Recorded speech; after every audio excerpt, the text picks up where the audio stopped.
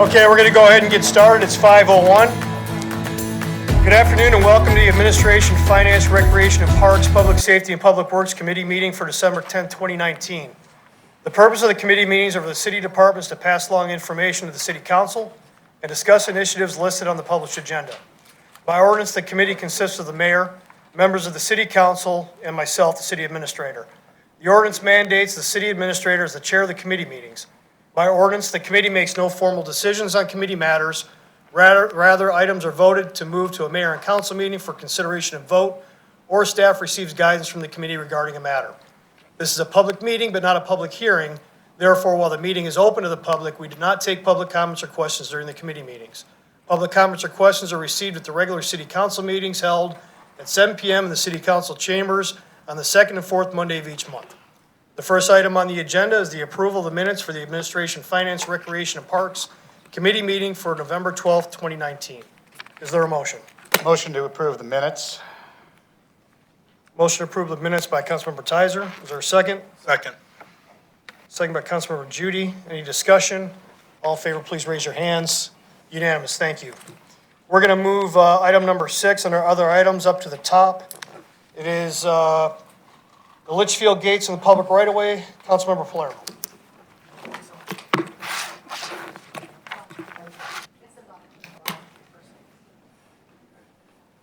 Oh, there it is. All right, thank you, Mr. Palmer.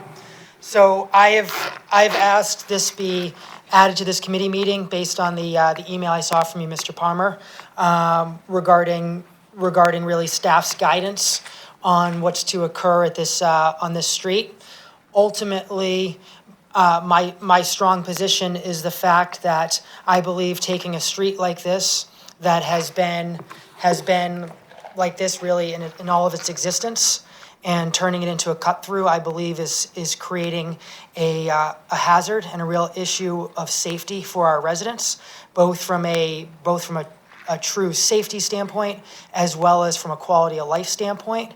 So what I'm committed to and focused on is that legal and transportation work with this committee, with this council, and find what the permanent solution is. I've heard a number of different possible solutions on how this can be avoided, and I want to make sure that we're working on that with haste, and at the same time want to ensure that we the city, are not giving immediate direction and requirement to remove this fence until that solution has been created. So that's the purpose of why I requested this be moved to committee, and I look forward to a discussion, hopefully finding good solutions and protecting the well-being of our residents.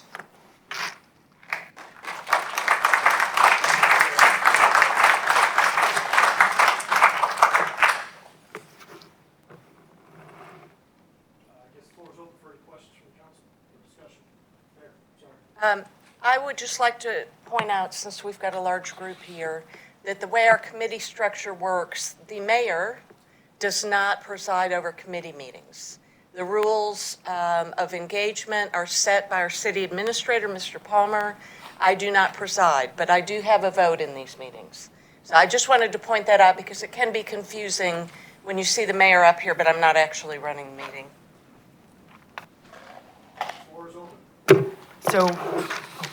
So my question, I had an opportunity to drive up to Litchfield last week, rode around with Bob there.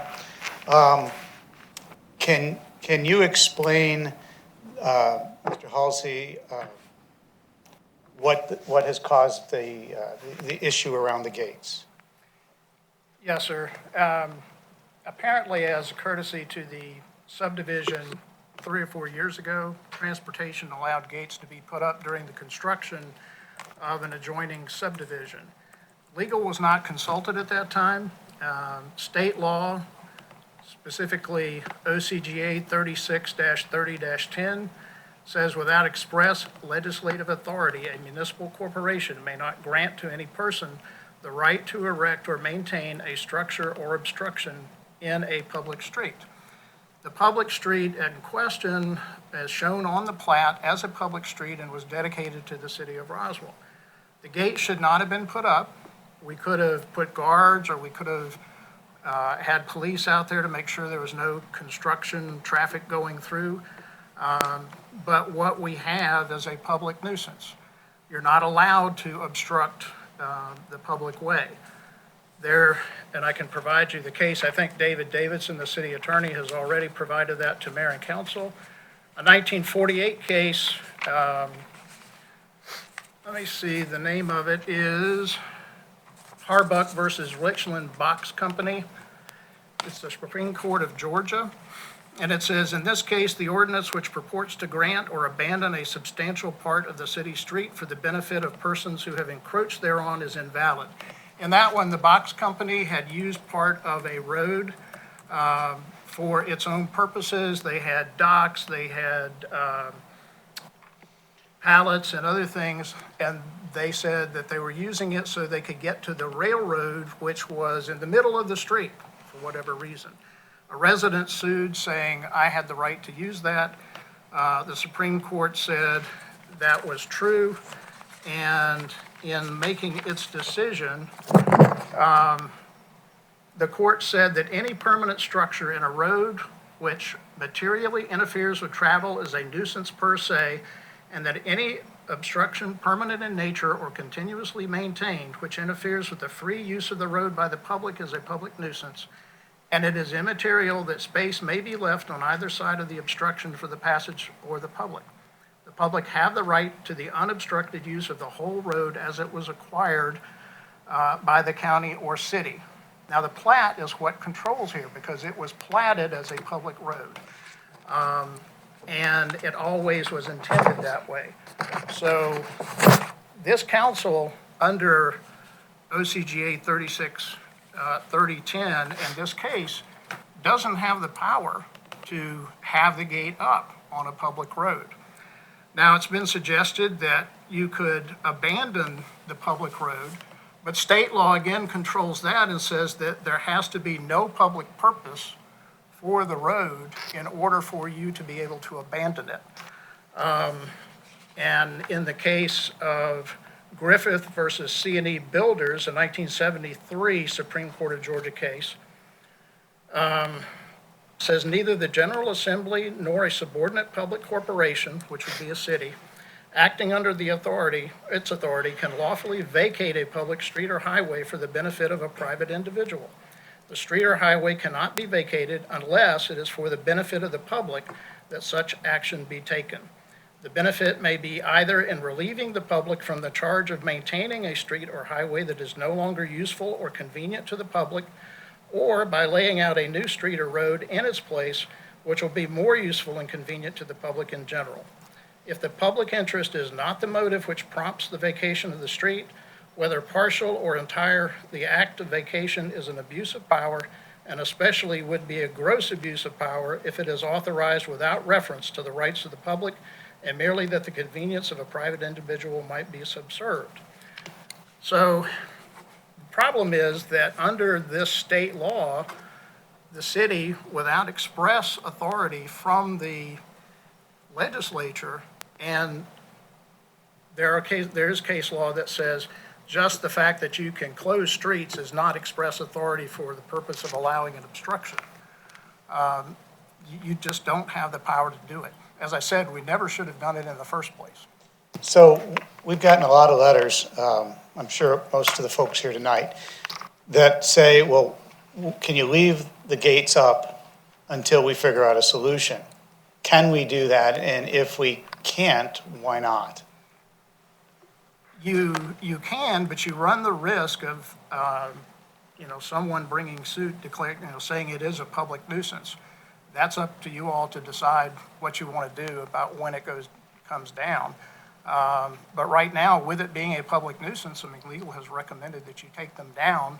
You can use your other powers to instruct the police to be there to check for speed. You can have transportation put in calming measures. You can do other things to prevent cut-through. We have that problem in other neighborhoods as well.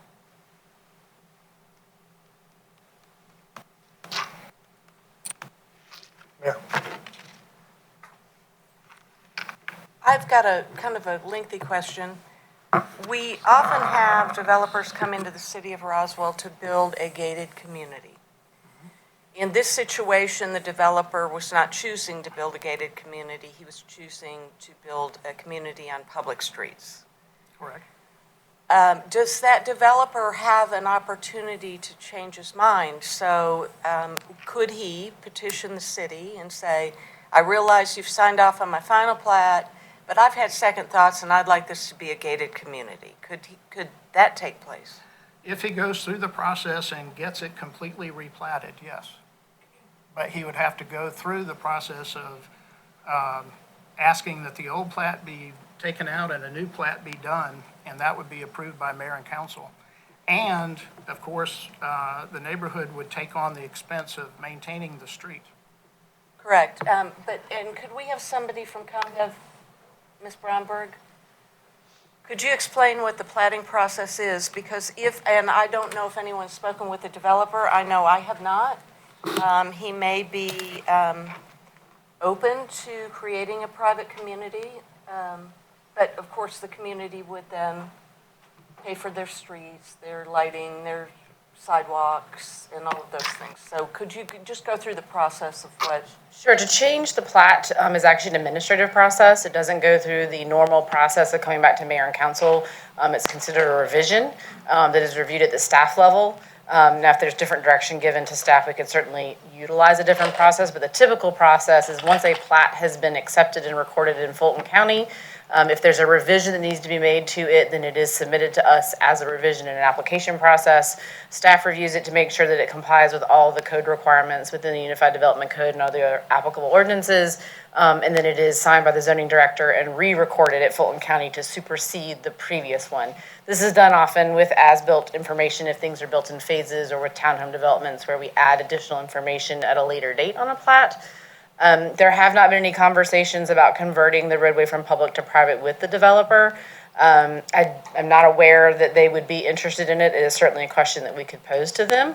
The other thing that we would have to consider is I believe the HOA for Grand Reserve at Litchfield has been established. I do not know its status. I know it had to be established as a part of the platting process, but I don't know what its state is today.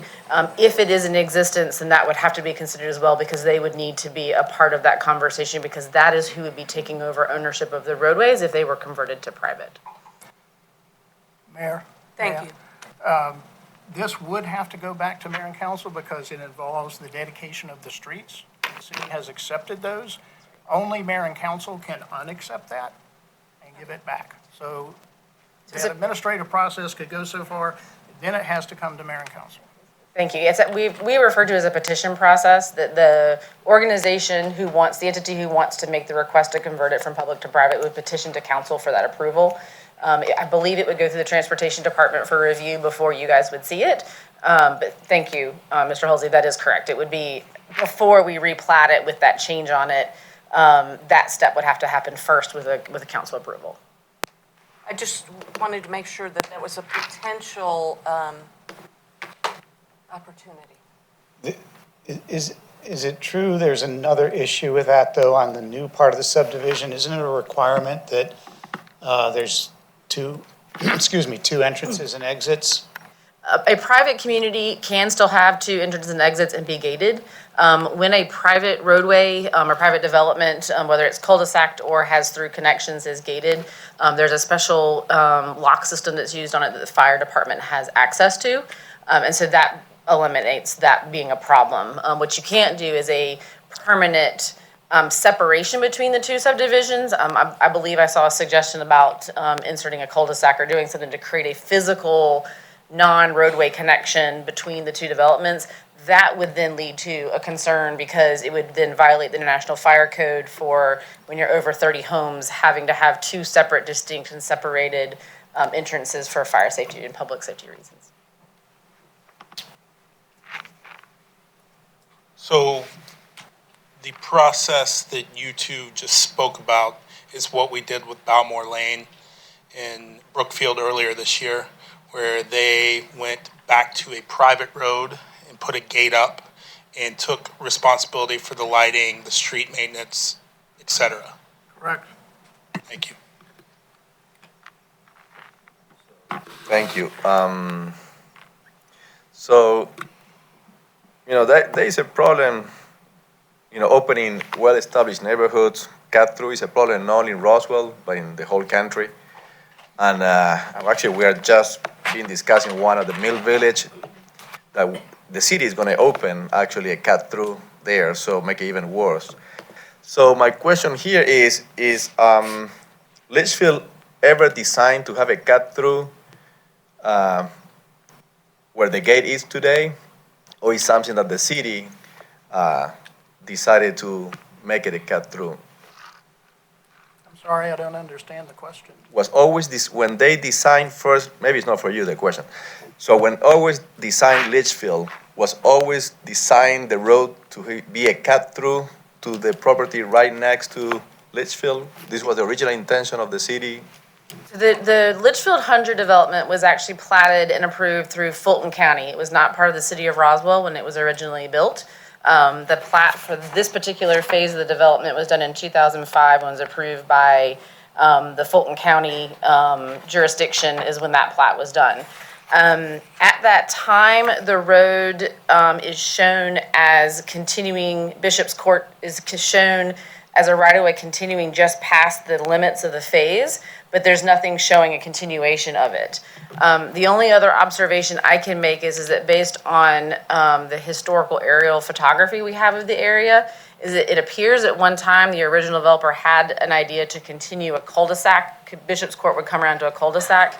It was graded, drainage structures were installed. It's difficult to tell. It looks like from the grading, they were cutting off in different directions. There is no plan that I've been able to find. There is no indication on the plat that says that this was going to be done. But there are indications that the development would continue on to another phase, into the future. But I believe the developer may have gone bankrupt or stopped development, and so that phase was never constructed until the Grand Reserve at Litchfield developer bought the property and did the development that we see today. So what would be the possibility to make it a cul-de-sac now? What will take? I don't believe that's a possibility at all, because then you would be forcing a development to no longer be compliant with the International Fire Code. But Mr. Halsey, I have to defer to you on that, but my understanding is that if they were to try and make Bishop's Court a cul-de-sac and not have the connection to the Grand Reserve development, it would no longer comply with the International Fire Code, and so something would have to be done to mitigate that, and I don't know what that solution could be. We need to take this as the International Fire Code is the Bible here, or these options that we can, consider at the local level, and not just use this.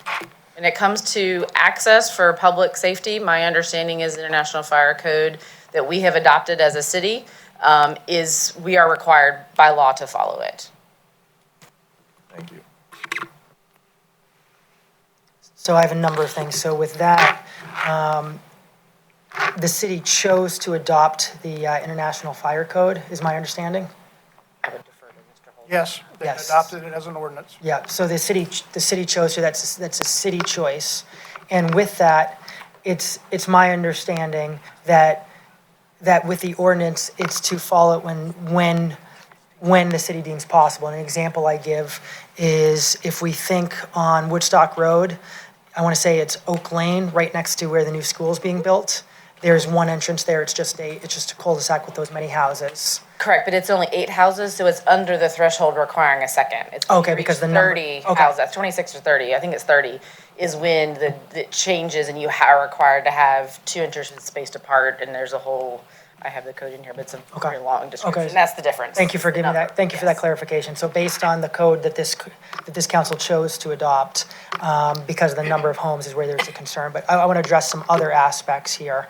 So one aspect is the fact that from a public benefit standpoint, first off, no one has been going through here. This is not something that's been a street and the city is deciding that they want to take away. It's the city's looking at adding it and opening it up. That's something where I feel it's not adding public benefit. And also I want to mention the cases that I heard Mr. Halsey quoting are dealing with for the benefit of an individual. And I want to make it very clear, I absolutely will not be supporting anything just for an individual. What I'm actively fighting for is benefits of all residents, and that's all benefits to all residents in all neighborhoods. And cut-throughs are a risk and a threat to all our neighborhoods. So bottom line is, I am absolutely opposed to this in Litchfield, and this is an issue and a risk that we have citywide. So I think we absolutely do need to look at how we improve our ordinance to make it so that these residents here wouldn't even have to show up to worry about this threat. But that's for the future. What we need to look at right now is how do we protect the safety and the well-being of the residents and the children that live here right now. And basically, what I think it does come down to is two different aspects I see. One is the fact of really surrendering the fact that there is something that's deemed to be public right-of-way that really should not be, does not provide public benefit, and so I think that's something we have to actively, immediately be looking at. Number two, the fact that we all absolutely have a responsibility to uphold Georgia law, and we also absolutely have a responsibility to protect the safety of our citizens. And it seems like this is one of those rare situations where those are in conflict. And again, I think it makes perfect sense that temporarily we're going to be focusing on a short-term solution for protecting the safety of our residents while we're determining that long-term way to both accomplish both of our goals. So I think I see that happening. Also, an issue that I see that we need to make sure that we're solving long-term is, I remember back in 2016, which I believe is when this final plat came through, the guidance we had received and was actually discussed up at the dais was there isn't the opportunity to vote down a final plat. The guidance that I remember receiving is the fact that is just an official process, and there's not the ability to be changing it, any of those aspects.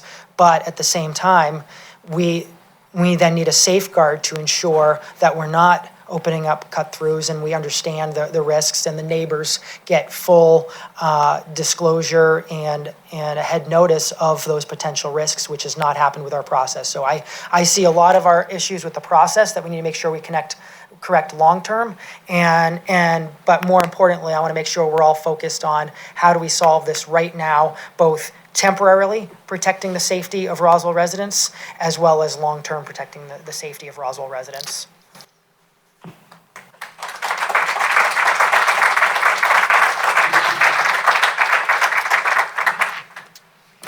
Go ahead, Matt. I agree, but what can we do? Our city legal has said, state law says this. There is nothing you can do other than, and this is just what I'm understanding, correct me if I'm wrong, A, traffic calming measures, B, leave the fence up illegally at this point in time, or C, go to the legislature and try to get legislative control, petition the legislature, which could take a long time, and I don't know if it's ever been done. Those are the three things I understand we can do at this time, have to abandon the road, vacate the road, and let the neighborhood take it back. Is there any other ones that you see that we can do legally at this point? No, I think you've outlined what you can do.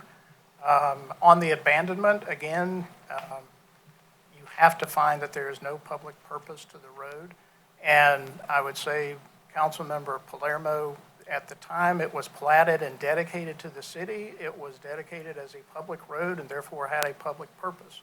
It has existed in that state for, as you say, 3 years. I don't know the date, but so it's been that way. So you've got to find that there is now no public purpose to that road. However, you've got houses that have been platted on there with the road as a public road.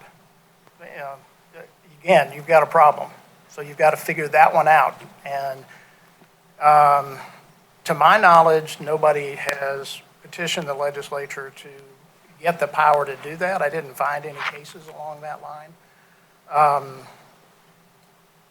I think what the mayor suggested is if you talk to the developer and see if the developer is willing to take it on and to convert to private, I would think that, given the fact that the gates have been up, you could run the risk. It is a risk, but I don't know that it's a great risk if that process is ongoing, because that would give us an equitable defense, if not a legal defense, if anybody brought suit. Thank you. So without a lot of flowery language, I'm really more interested in finding some solutions. One of the things that was suggested was the potential of paving Lackey Road, which would provide a more direct route that Waze or whatever systems people are using would probably choose first.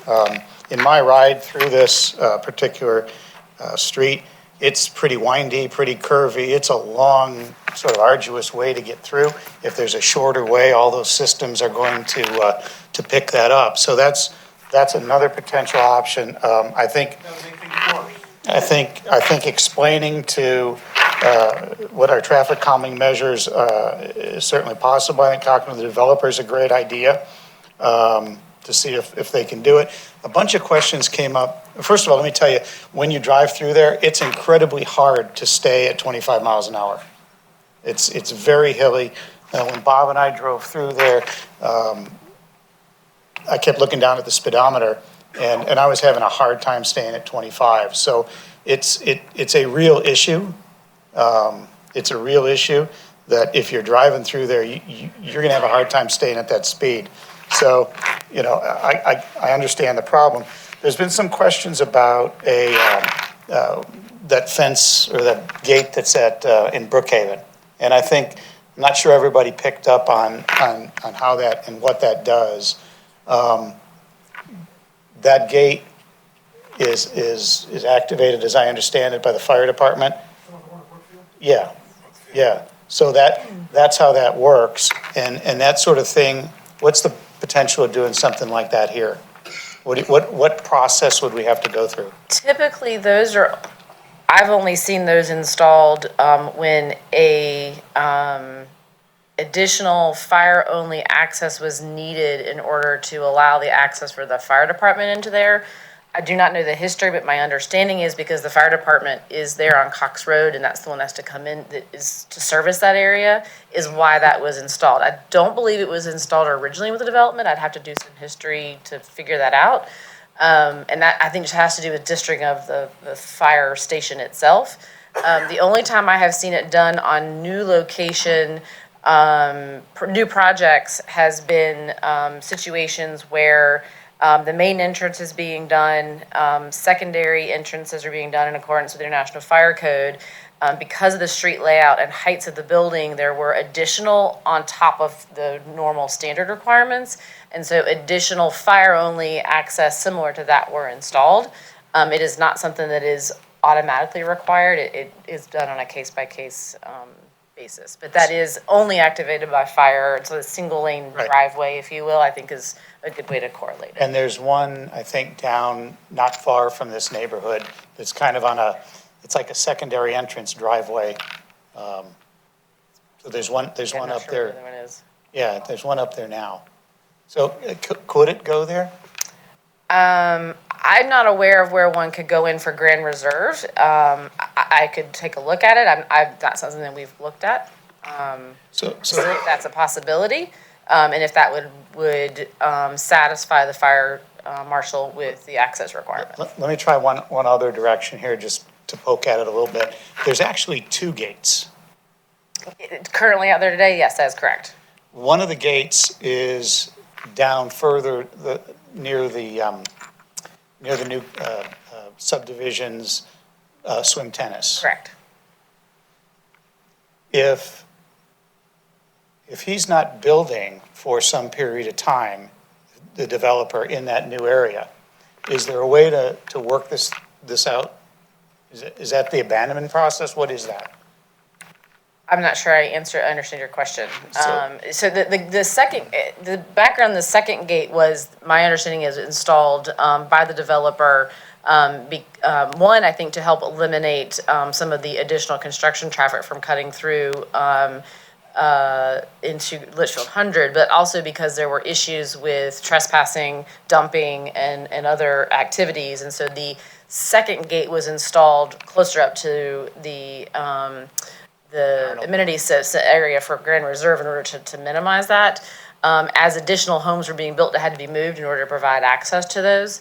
My understanding is that based on the location of the existing homes, and I don't have a map to be able to remember exactly where they are, that the recommendation from transportation, I haven't talked to the fire marshal about it, is that to provide the access as required by the International Fire Code, that even the gate by the amenity area today should be removed in order to make sure that the proper access is being provided to the existing homes that are being lived in Grand Reserve at Litchfield in order to have the multiple accesses available. And the reason for those multiple accesses is if today something were to happen on Arnold Mill Road and that front entrance is blocked, have an ability to get into that development. And that has happened here in the city where we had an incident in a neighborhood where emergency vehicles were responding to a fire.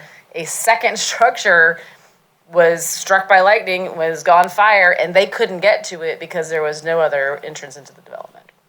And it burned to the ground. So there's a reason behind following the International Fire Code, is not just to build more roads. So I don't know in this case, without a design engineer taking a look at the existing development to see if there are other alternatives for creating other access into the development. And then as far as that gate placement and whether or not it can stay there, I'd have to defer either to Mr. Holsey or to the fire marshal to see whether or not the existing stubbed infrastructure, if you will, like if that gate were there permanently and there were no continuation of the road, does that meet the code today, and could it stay Right. that way? Right, because if you look, this new subdivision has really two sides to it. There's the side they're building on, which is as you enter on the right. There's the side they're not building on. Doesn't look like they're going to be building for some period of time. I don't know that, but it doesn't look like it. And that's where the second gate is. Correct. So that's what I'm digging at. The dedication, undedication, that whole process. So the dedication, undedication would just depend on who is willing to take on the sections of the private roadway. And then, again, as Mr. Holsey referred to, being able to identify if an entire subdivision asked to become private. I think that is one case that would have one result in whether or not it meets the laws that Mr. Holsey is referring to, as opposed to a section of roadway, one street or one piece of a roadway being abandoned to private. I don't believe would meet that and would fail in meeting that law. But again, I don't know whether or not the developer, and there's two parties that have to be at play in this. There's the owner of the subdivision, and then there's the home builder. It is not the same entity that is building the homes in the subdivision. And then it's a matter of whether or not there's a section of the public roadway, if Litchfield 100 were to take over. Those are the two scenarios as far as abandonment from public to private would be concerned. Thank you. So I have a proposal. So I think there's a lot of different things being discussed, and it's important conversation. I think it's clear we have two needs. We need to protect the safety of our citizens, and we need to make sure we're upholding Georgia law. And with that, what I recommend we do is, keeping in mind that, of course, we have the immediate priority of protecting the safety of our citizens. What I propose is this committee votes to move to the next regularly scheduled mayor and council meeting, a vote to potentially remove that gate. But the key is we're not just waiting to have this same discussion to find what the best solution is to protect safety. So a part of my proposal is not only do we move a vote to that council meeting, but also in the meantime, what we focus on and we make sure staff sees as a priority is we're looking at really how to to make sure we can abandon some of that right away, given the fact that there's been no public benefit for these 3 years that it's been. There's been no use, no cut through. So we look at really how do we do that, and we have definitive actions on how that can be done and how quickly can that be done. That's one thing we do. And at the same time, what I recommend we do is we engage our legislative representatives. So we bring them in, we bring them up to speed so that they are aware of these challenges and these risks that the Gold Dome in Atlanta is putting us under, so that they can assist as well to ensure that they absolutely can appreciate the fact that Roswell needs to protect the safety of its residents. So I see those, if I heard correctly, basically those were the two potential solutions that we have. So I think by voting on this to move to the next regularly scheduled mayor and council meeting, I think that will give good time to explore these two solutions and make sure we can find a win-win for all of our needs. So I've got a question. You told us earlier we don't have the power to keep this in the roadway. Correct. Under state law, you can't do that. So we can't vote as a council on whether to remove it or not because we don't have the power to do that. We do have the power to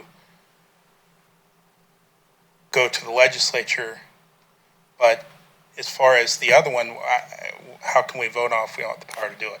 So then I think that's a great question. And my whole purpose is I want to make sure we have the time to explore safety, explore the different options.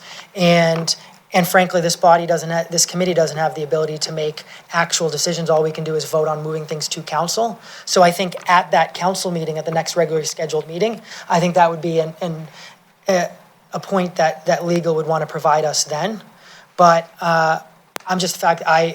I absolutely am fully opposed to removing that gate until we have our solution in place.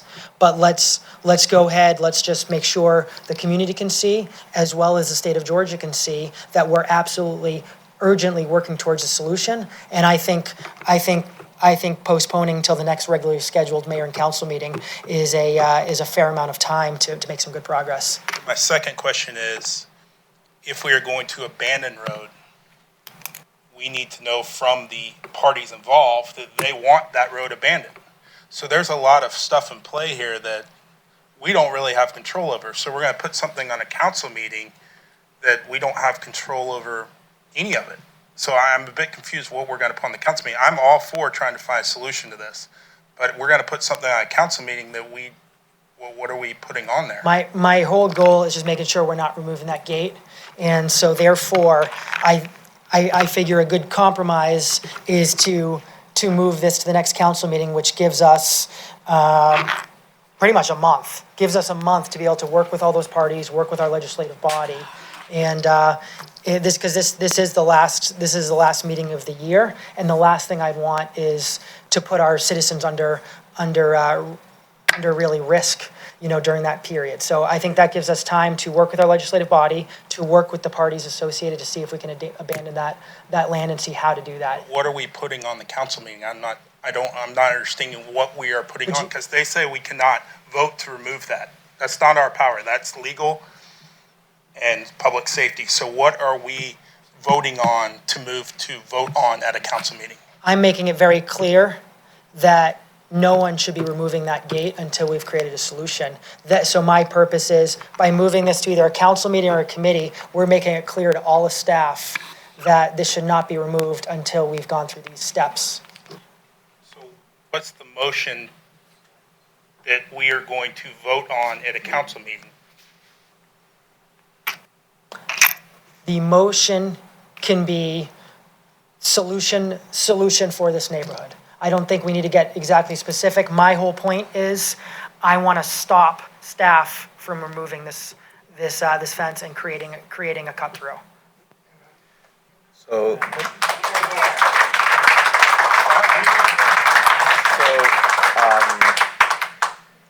I would propose to leave the gate until the safety issue is resolved. I don't know if this road where the gate is have been designed originally to support high cut-through volume of traffic. I think that we need to study this, and then, take care of the safety of the people who is already living there.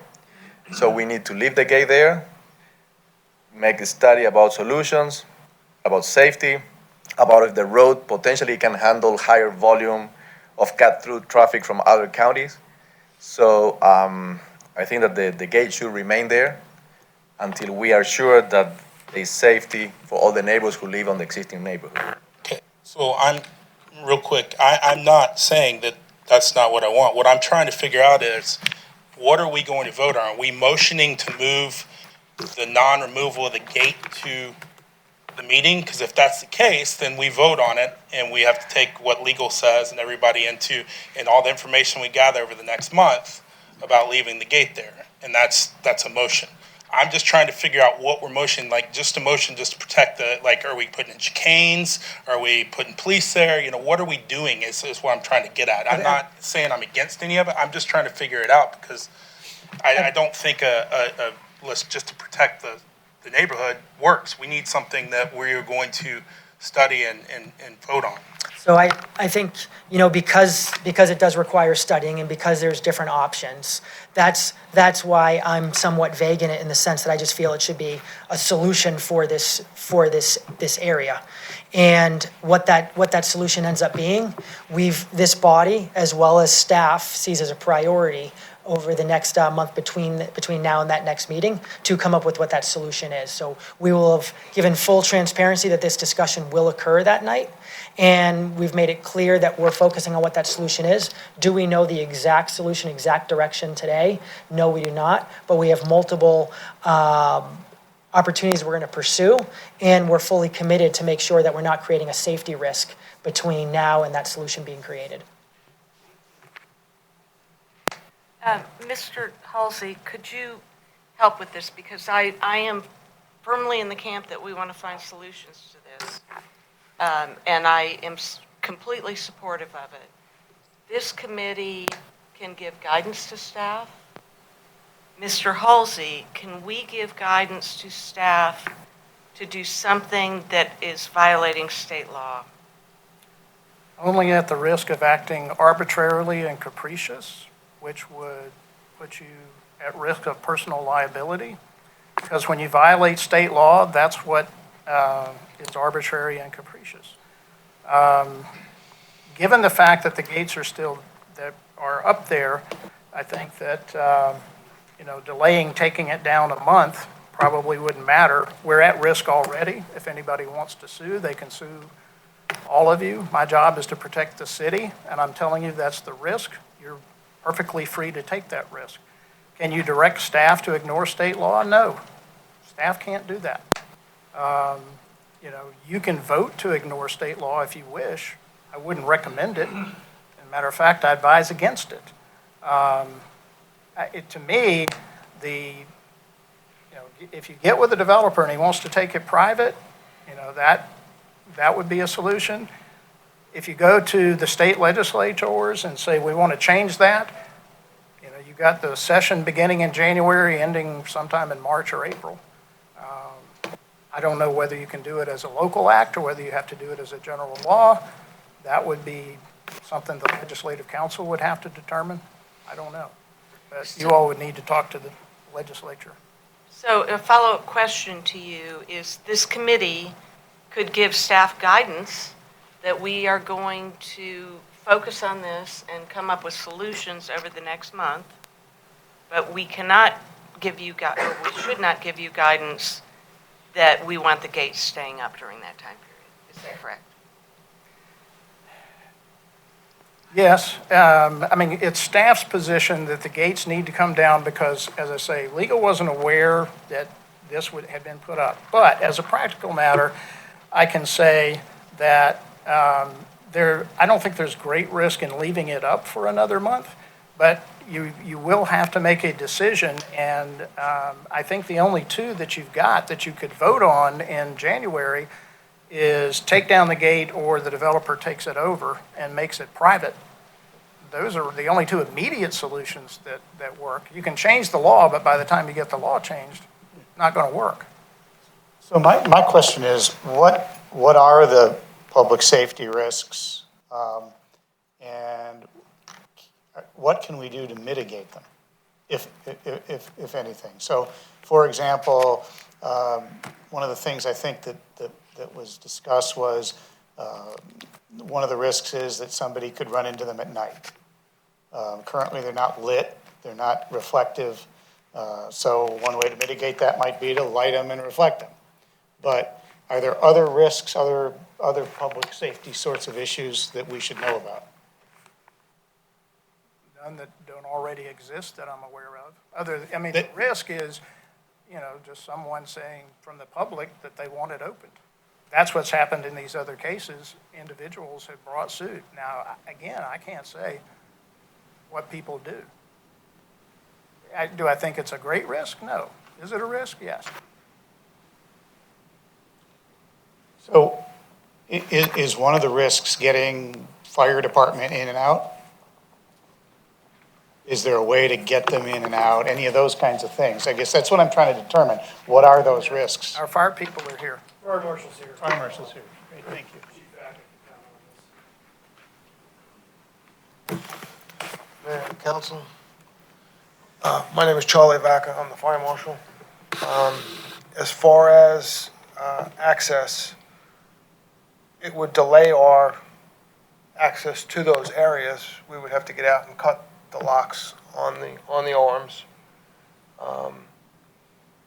Typically, if this were a private road and we permitted a secondary access, which is required by the code for subdivisions that have more than 30 homes there, we would require a Knox lock that we would have the key on all of our apparatus to gain access. So it would slow us down, but we would get around it for the access. Also, any roads that are more than 150 feet are required to have a turnaround. So if there were a hard stop there that we couldn't deal with, there would have to either be some type of turnaround or cul-de-sac put in for us to go beyond the 150 feet without a turnaround. So are there any other, so one of the mitigating factors might be the Knox lock, some sort of lighting, some sort of reflectivity. What other kinds of things can we imagine could be issues? Mr. Halsey said he didn't think it was a major risk, so what else is out there?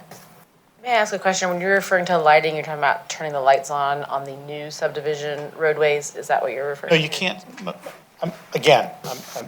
there's some level of liability. How can we reduce it while we think our way through it?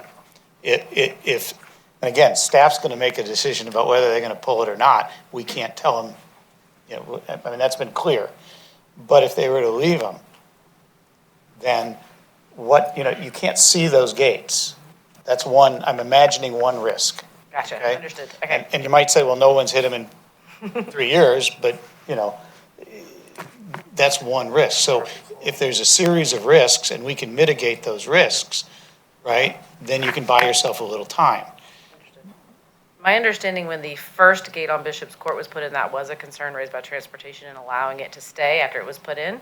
And there was reflective tape put on it, but that was years ago, so I'm sure it's now worn off. So that is something that can be done. I think making sure that fire access is as easy as possible in order for them to have response time is the other thing that would need to be addressed. Let me ask another stupid question. What if they weren't locked at all? One of them is not locked, and so people get out and move the barrels and move the gates and drive through and then get to the locked gate and have to turn around and come back out, Wow. is what I've heard anecdotally happens. I have staff who have observed people driving around the other gate. It's locked, it was locked. Yeah. So, Yeah, I noticed they were both locked. okay. I There think is that's a one new other, addition. Issue of concern, I think it's for the gate on Bishop's Gate, just beyond that gate is our last hydrant that we would have access to for the house that's closest to that gate, which is beyond our access with a truck. We would work it out, but again, it's still going to slow our response time down, and every second counts, so.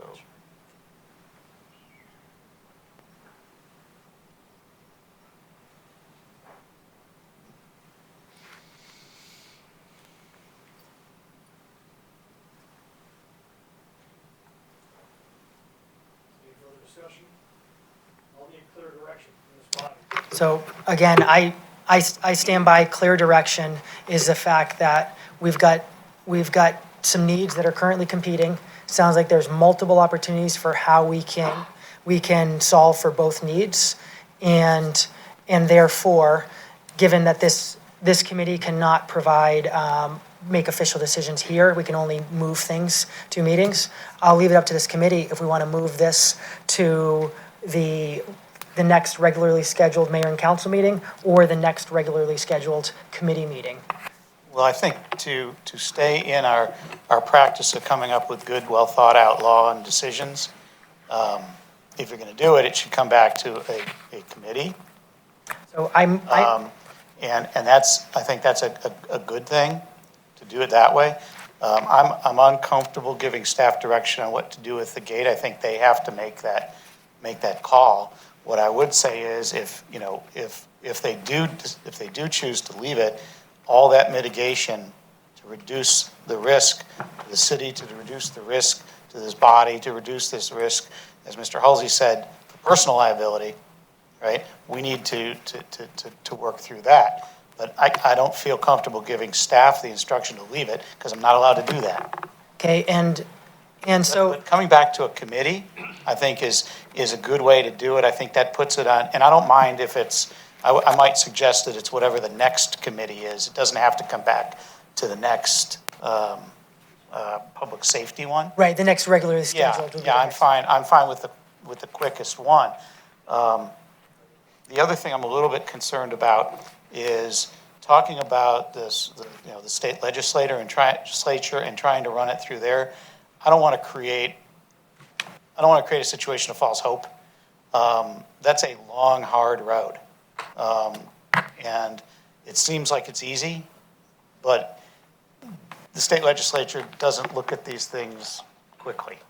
And so I wouldn't want to spend a lot of time over the next, whatever it is, 2 or 3 weeks, there. I'd rather spend time seeing if there's a way in some of these other methodologies. And that's where the time, I believe, should be spent. And Not in an area that probably isn't going to yield fruit. I mean, we can do it, we can mention it to people, but what you're essentially asking is the legislature to allow public roads that the public have paid for to be blocked. And I think that's going to be problematic. So I'd like to go down the road, spend as much time as possible on the other solutions. I think the other solution is the most likely, and I think I absolutely want to make sure that staff and this committee is fully focusing on that.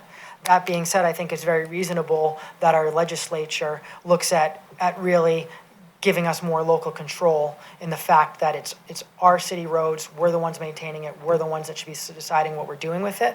And also, what I just want to make sure we're not doing is passing the buck. So yes, none of us right here can tell staff what to do because we'd have to move that to a council meeting. But my hope is, if it's clear that every single elected official is very focused on the safety of all our residents, then I would expect that if they see that this item is moved to the next regularly scheduled meeting, that they would wait until that next regularly scheduled meeting to see the pleasure of the council, because ultimately we are the ones that have the oath and the responsibility to our citizens. So just to clarify, I'm for moving it to the next committee as well. You believe the most likely solution to this is abandoning the road and turning it back to the folks of Litchfield? So what I was bringing up was what I heard Mr. Tizer say was feels that the legislature way is less likely. I'd say of these two ways, I would think that seems more likely, but we need to get with all the stakeholders. And frankly, I'd love staff to come up with even additional solutions. My whole focus is I don't want to open up a safety risk. So who will be our point person to go to the folks in Litchfield to see if that's a possibility, if their HOA or the developer would be open to that solution, so we can know that sooner rather than later? Because if it's not a solution that they're comfortable with or we can do, then we obviously got to look elsewhere. I'd say I think we should all be in touch with with the Litchfield HOA and the fact that absolutely we need to include all stakeholders and get creative and find whatever solutions we can have. Wouldn't it be a staff member, like, May I clarify which HOA you're referring to? There's Litchfield 100 and there's Grand Reserve at Litchfield. Might, We're using Litchfield for both. Don't we need both, though? yeah, I would hope we include both. Okay, just clarifying, thank you. So should we appoint a staff member? I've already been in contact with the HOA, and I can continue to be that point of contact, and we'll do whatever we can to help them through this process. Understanding that it has to come from the HOA, it really shouldn't be us soliciting this from the HOA. But Gary, the developer also on the new Litchfield segment, Yeah, we'll loop in Grand everybody. We need to Reserve loop side, in. I don't know that anyone's contacted them. They've been contacted, they have not been asked to consider converting their subdivision to private. So would that be something that Gary could do? I can put him in touch with him. And I'm offering that to the HOA, but we'll do whatever we can to help this process, of course. The hurdle is the state law, so that, no one in here is against doing what they want to do, it's just we've got to get through that process and understanding that we're a regulatory agency. At the end of the day, I can't have our staff violating state law. So if the state law says one thing, we've got to follow that law. Unless this body wants to, by consensus, direct me to not do that, then I guess that would transfer whatever liability I would have onto this governing body. I think that, being a safety issue here, I would recommend to leave the gate on because it's a safety issue. The width of the street, the lack of sidewalk, the topography, and again, I would really make a study to see if this can support the kind of cut-through high-volume traffic. So until then, I will suggest to keep the gate for a safety reason. We don't want to have any accidents of our neighbors there. So while we study not only the road itself, if it can handle the volume for the cut-through, it was original design when Fulton County authorized the subdivision, but also which other options we have. And I want to see on the next committee, many options as possible to resolve this problem. We discussed a couple here, but I'm sure the staff can think about and suggest other solutions on the next committee meeting. Until then, I will suggest to keep the gate for safety reasons. We are obliged as council members and representatives of the people of Roswell to keep them safe. So I think that the gate should remain there until we finish the study and finding the solution for this issue.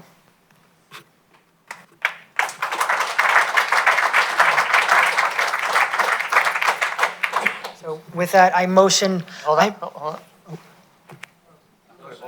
Staff needs guidance from council. here's the guidance that, first of all, our citizens' safety is always a priority and needs to be a priority. And with that, I motion to move this discussion to the next regularly scheduled committee meeting, at which point we will discuss a solution on how to handle this situation. Go ahead, Bob. Would you add to that you were directing staff to leave the gates open during this period? Leave the gates in place, I mean. Excuse me. Can't do that. Reason, yeah. He can't I do want, Safety. I want to make sure staff is keeping everyone safe. That's the priority. If staff ends up coming up with a solution that keeps everyone safe between now and then, and then that can be raised. So I don't want to specifically at that point. I think the only way I see the safety occurring is by keeping that gate up. And I think if you come up with something that's even safer, then I'm open to that. Well, I got to say that we're not going to willfully violate state law without direction from this body. And may I say this? I need clarification because I will be personally liable if I give staff direction to leave this gate up. I am not going to open up my family to that risk. Now, Bob Halsey, our legal department, protect the city as a whole. It's my understanding if we instruct staff, it is a personal liability and my family is at stake on this. So I need some clear direction from you on what your motion is, and whether or not I can support it. Okay, that's absolutely fine. So I have a question. If any safety or any accident occur there, is going to be staff liable personnel for lifting up the gates? Yes. So because if the staff lift up the gate answered yes, because and it's they no. and there is an accident there, then is going to be a staff liable personnel for this? No. No. Because state law says you can't have it. It was a mistake to put it up.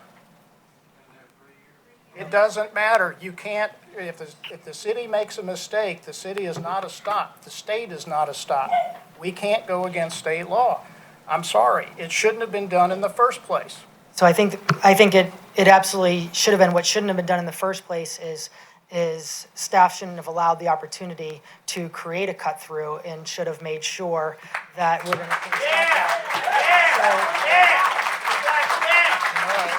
So I think.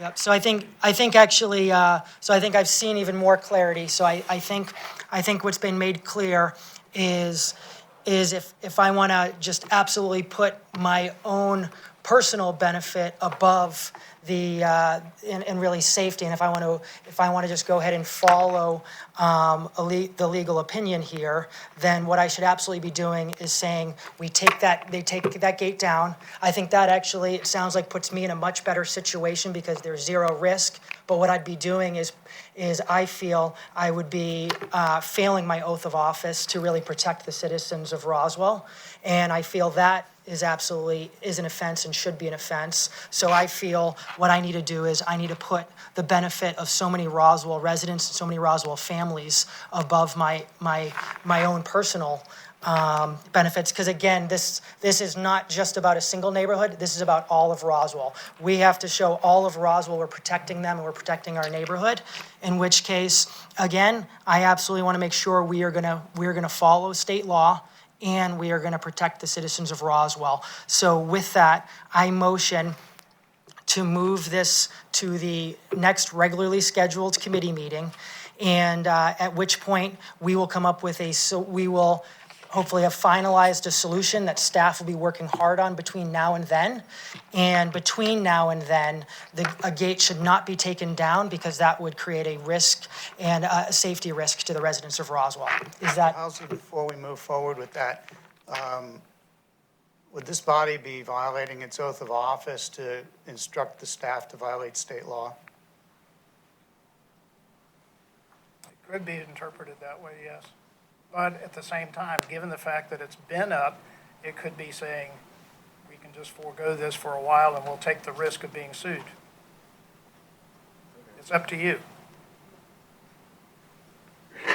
3 years. I completely understand the issue that the neighborhood's going through. I'm sympathetic about it. I've been there. I get it, okay? But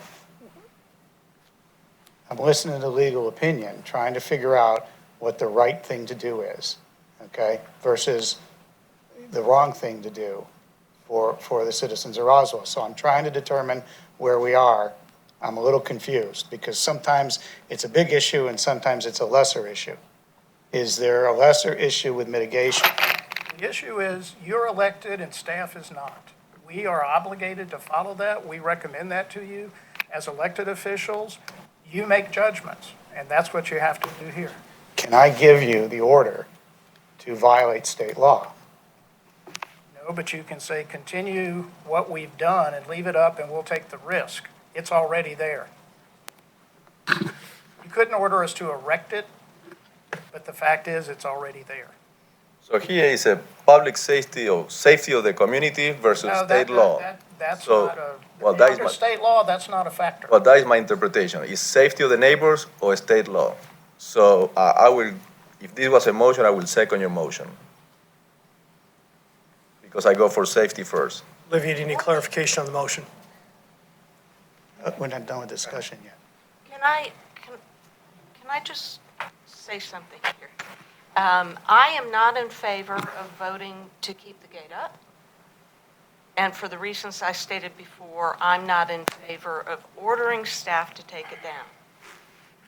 But staff is hearing this conversation. I would support a motion that takes this to the next committee meeting, period. Staff has been listening to all of this discussion, and they know how contentious this issue is. And, you know, I don't know, it could be that they can't get around to doing anything for a month. It's the holidays. So, while I will not support directing staff to do something that's against state law, I'm not willing to open myself personally for litigation. I would support a motion that says take this to the next committee meeting, period. I agree with the mayor, and you're not opening yourself up to litigation, you're opening up the city of Roswell and all the other citizens to litigation as well. I agree with you, it's been heard. We're gonna move this to the next committee. We've all said we wanna work on this. This doesn't need to be political points. This needs to be getting stuff done and moving on. So don't put staff and other people in bad position for political gain. Let's get this done and let's move it to the next position, because we know we don't, as elected officials, want to violate state law. For the safety of the people, so Yeah, it's not political. I don't like that I know you you always brought up mention political this, gain. but it's not The whole political. focus here is we need to prioritize, is the prioritization the safety of our citizens or state law? And that's just a choice, that's just a fact of life. I don't like that you're bringing up political gain, but that being said, I hear the mayor, I heard you, I think we're actually on the same page. So I don't mind amending my motion, because I think we've all been very clear. And that we are, I believe, moving this very fast, the fact that we are rushing this to the next regularly scheduled committee meeting. So I do not mind amending my motion to, knowing that staff has heard all this, sees how contentious it is and how important our citizens' safety are. I do not mind, because I want it to be unanimous. I want staff to see it's unanimous. I want the community to see it's unanimous, not only this neighborhood, but all neighborhoods. So therefore, in an effort to make sure we have a unanimous vote, I motion to move this discussion to the next regularly scheduled committee meeting. Second. Motion on the floor and seconded. Any Yes. further discussion? All in favor, please raise your hands. It's unanimous, thank you. Was that Councilmember Zapata for the second? Yeah. It's the first time and now the second. Okay. And so the regularly scheduled, The second time? when is the next regularly scheduled meeting? January 14th, in this room? That's transportation, Marley? That's the ad and finance. Is that the next committee meeting of any kind? Yes. Yes, that's the next meeting. Is- Yeah, this is the last one of December. Okay. Yeah, we're going to take a quick 5-minute recess.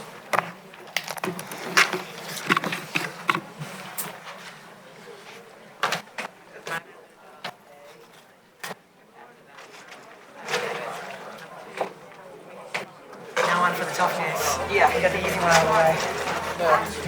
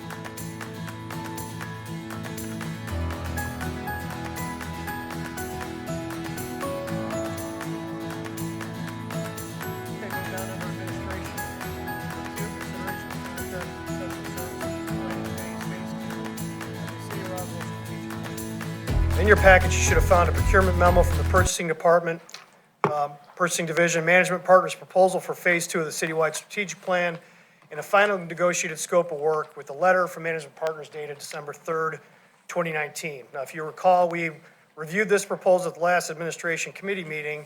However, in between that meeting, after that meeting, I found some discrepancies, talked to both the consultants, our current consultant Planning Next, who's a partner, and then management partners, who is the respondent for this project, and worked things out. So we're good to go, and we're ready to move forward on this. So a little history on phase 2. This past fall, we published an RFQ and RFP for the second phase of the development of our strategic plan, which is the planning phase. And this phase consists of working closely with the departmental teams and the city council to first digest what we heard through the phase 1 and the community engagement phase, to facilitate the meetings with and between the city executive team and the city council, where we're looking to determine our vision, values, goals, and objectives for the next 1 to 5 years. We're going to memorialize that vision, those values and goals and objectives in a strategic planning document. And we're also going to work with the city teams to develop performance measures, and those will be success of objectives and meetings, to measure the success of our objectives in meeting our established goals, and also create an implementation plan. And finally, last part of the deliverables is to have a final draft of the plan and a presentation by the consultant. So we received an adequate response from qualified firms. Management partners meets or exceeds all of the areas outlined in the RFQ, RFP. Management partners is teaming up with Planning Next, our phase 1 consultant, to ensure the seamless transition between the phases and to maintain the connection to the community through phase 2. Management partners has outstanding references from other cities and my city management colleagues. Management partners is familiar with the city of Roswell, and we have successfully conducted business in the past. If you recall, Bob LaSalla from Management Partners did my evaluation this past year. So the recommendation is from the evaluation team, which consists of myself, Lenore Bromberg, and Alice Wakefield. We reviewed all proposals, the evaluation team reviewed all proposals with Management Partners, Inc. being the clear choice for this project with the city of Roswell. Management Partners, Inc. was ranked as the most qualified vendor for this project, and the evaluation team recommends a city contract with Management Partners in an amount not to exceed $145,800. And you can see the footnote there. Part of our conversation after we recognized the discrepancy was some of the things that we thought maybe we needed to build in to this contract for contingencies, such as if we get to a point in our conversation where we want to bring in a subject matter expert on certain things, I want to have some funding available to be able to do that. So if you look at the bottom, the total project cost being proposed for what they are stating in their deliverables is $115,950. We want to add around $30,000 to that as a contingency. Doesn't mean we're going to spend that, but that brings the total project cost to an amount not to exceed $145,800, and that is our recommendation. And I will answer any questions you may have. Floor is open. So I appreciate you giving this good explanation, as well as the footnote and all that. And my preference would be that $30,000 is not approved and allocated this time, and instead it's as you're watching it closely, if there ends up being opportunities and things you feel the community would value and benefit from, then there would be that separate request for that $30,000 increase or whatever it might be. So just to summarize numbers here, so how much was approved for phase 1 and 2?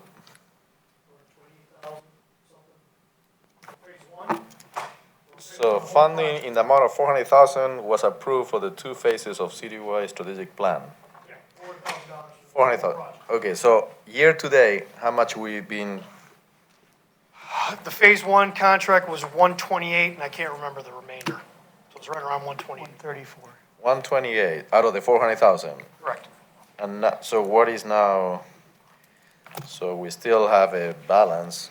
So what? So I'm trying to see the clear numbers here. So you were approved for $400,000. You already spent $128 out of the $400,000. So now you have a balance of 266. 26. So 400. Should be in the packet.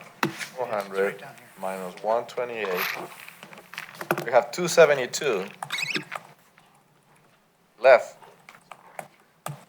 That's correct. Yeah, that sounds about right. I And know then- I know we have a positive balance. 272, and now you need something on top of 272. You need more money for on top of 272. No, this would come out of the 400. So even with the proposed what was it, 145,800, we would still have a positive balance of, I don't know offhand how much, but quite a So bit. if this council approved you for $400,000, why, and you are still not there, what do we need to approve 145,800, which is already part of the 400 It's the contract. You'd be approving the contract. for phase two? Yeah, we're not doing a budget amendment. This is just phase two of the contract, So or of the strategic planning project. with the contract, I do support moving forward with what they're quoting of the 116,000. It's just my concern with allocating the 30,000 ahead of time. It's my understanding that would not need to come back for a vote in council or anything in front of the public.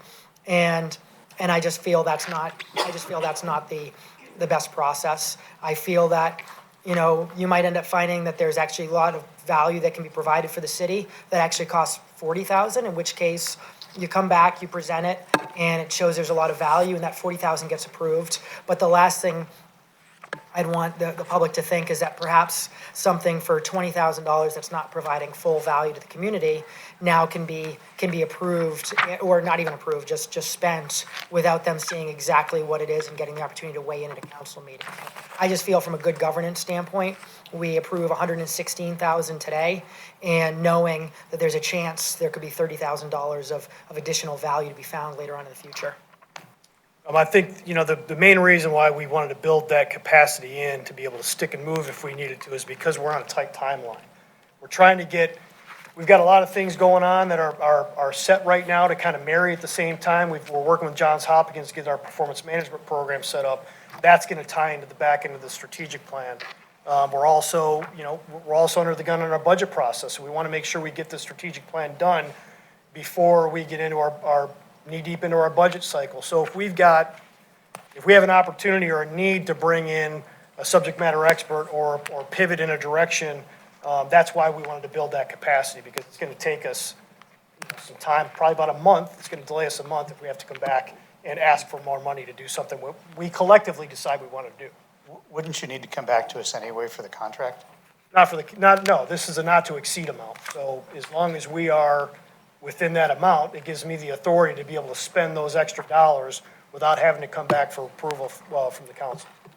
So let me ask you, $116,000 will get you this, moving forward, this project?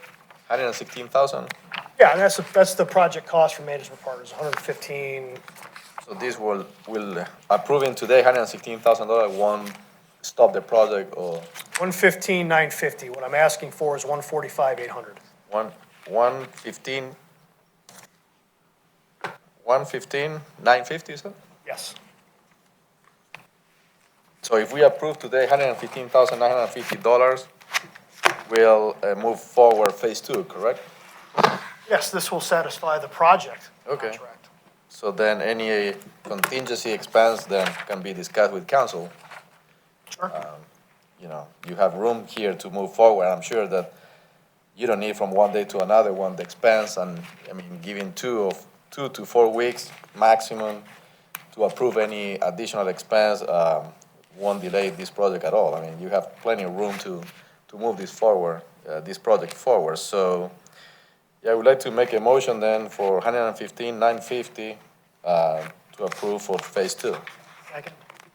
Motion to approve the 115,950, seconded by Councilmember Espada, seconded by Councilmember Palermo. Any discussion?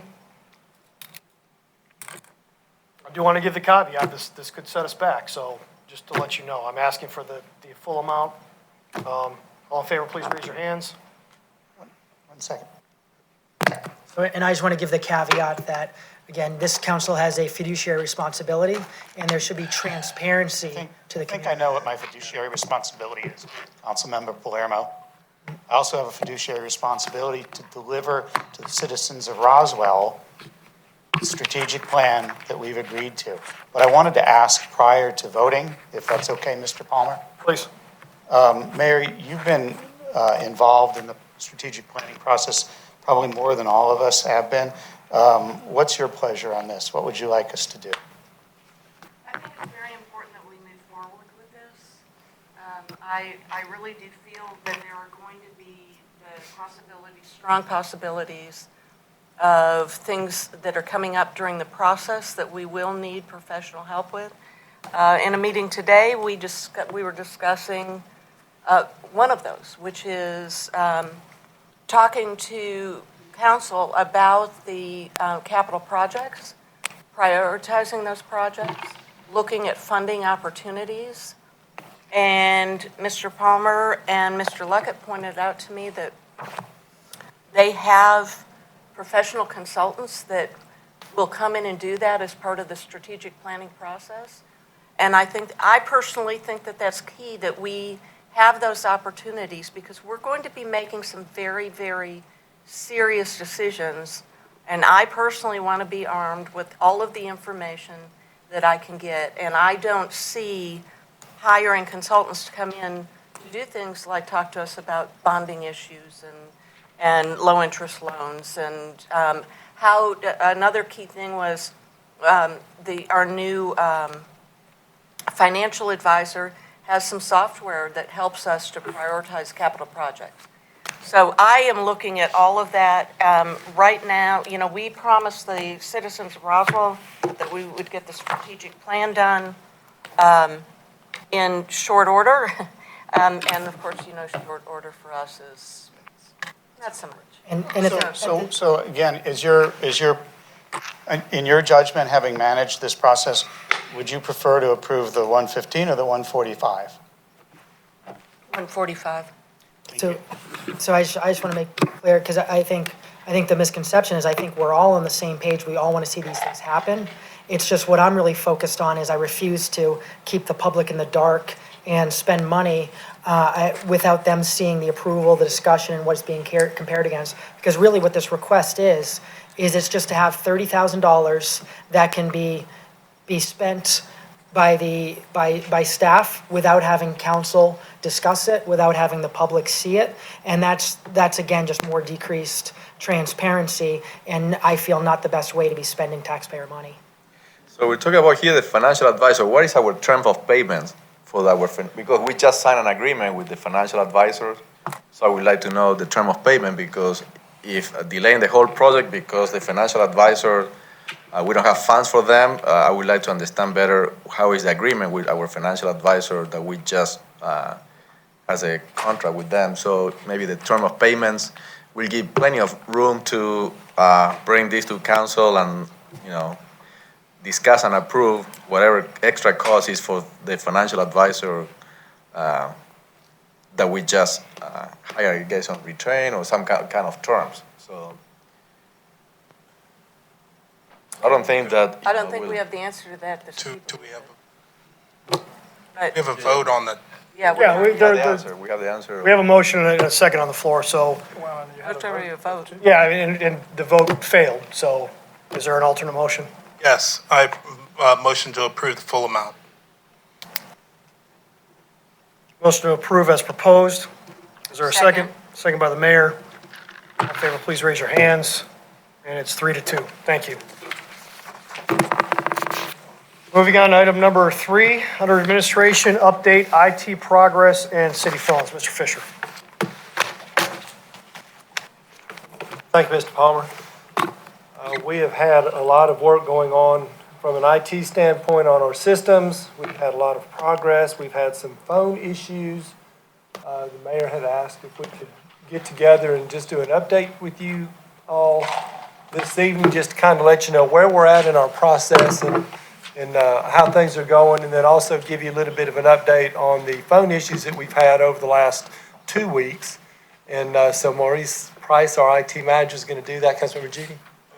I'm gonna have to excuse myself. I gotta catch a plane here at 9, so I apologize, but I just wanted to let you know. Thank you. So I'm going to turn it over to our IT manager. Good night, everybody. Just wanted to share with you our journey here. So as you know, we had a issue some time ago with the environment, and so we had Serene IT, which has been helping us with the network and the infrastructure. So what we did was we treated this a project. Along the way, we found out that there's a lot of things in the environment that we needed to change. So I'll give you an overview of the project that we did. So we did a networking install of the equipment. We found some of the equipment that was basically needed to be updated and changed out. In the journey, we decided we wanted to do it at one of the fire stations, but we changed that, and we found out that doing it at the data center, a said data center was more hardened for us in that environment. It made us more secure. It's a 10-layer of security at that data center. And so the next thing that we did was we worked with Serene IT to create what we call a hyperconverge. And simply, you see that terminology just simply means that we're resilient to ransomware, and our data is spread among 2 sites. So go here. So what we did was we created a timeline on the project. We just wanted to give you an idea. We started off here where we had preliminary investigation. We found the data center. That's a remote site for us that worked out really well. And then our City Hall site, we worked on connecting the 2 data centers, and this data center is located in Alpharetta. And we got the equipment to make the fiber ring work, which is what we discussed about the fiber ring being resilient and have redundancy. And along the timeline here, we just did the onboarding to the data center right here. And then during this journey, we had a failure of the cooling system within the data center here at City Hall. So we kind of rectified that. And then along this timeline, we have what we call a cumulo, which is where we have our file sharing, our share file, all the city user files and share files. We started to set that up. And we, as city administration and staff, we got access to this data center. So this data center was BlackBerry's old intellectual property and software development data center, and we were the first tenant in that data center. So it's really a good opportunity for us there. We wired the cabling. We did the City Hall hardware recabling. We worked with FiberLight, which is, we use FiberLight for a fiber ring. We have a dark fiber, which means our equipment is connected to each site with FiberLight, and they basically help us with connecting the different fibers. And again, we just did the SimpliVity, which is what we use for our computing to host our servers and our software in our environment, whether it's Munis or any other application. That's what we're using. It's called SimpliVity. It's just a way of hosting our applications. And the Cumulo, again, just so you understand, that's where we have our share file, our folders, our documents, your Word documents. We put that in there in a different environment for redundancy. And then we had some issues here with our Dell environment while we were migrating. And so, sorry if you can't see it well, but we brought the SimpliVity migration on board on this time frame. And then today, where we're really at is really testing the environment. And I'll show you here. So working with Serene IT, we did these different project steps. We completed all this physical installation. The data center is physically completed. All the installation, we migrated the network. And core network just means our backbone, the backbone for the network, which is the networking, the routers, the switches. And Cumulo, we completed onboarding that. SimpliVity, we completed onboard that. And where we are now is our firewall. We need to work on getting our firewall upgraded to the new firewall so that our security is there. And then load balances is redundancy for our internet circuit. So if one fails, the data center will take that over for this site on the fiber ring. So we'll have redundancy on the internet, redundancy on our hardware for computing. So Serene IT is basically monitoring our network for us here. And we tested the high availability, which just means our hardware, if it fails, it will fail over to the data center in Alpharetta.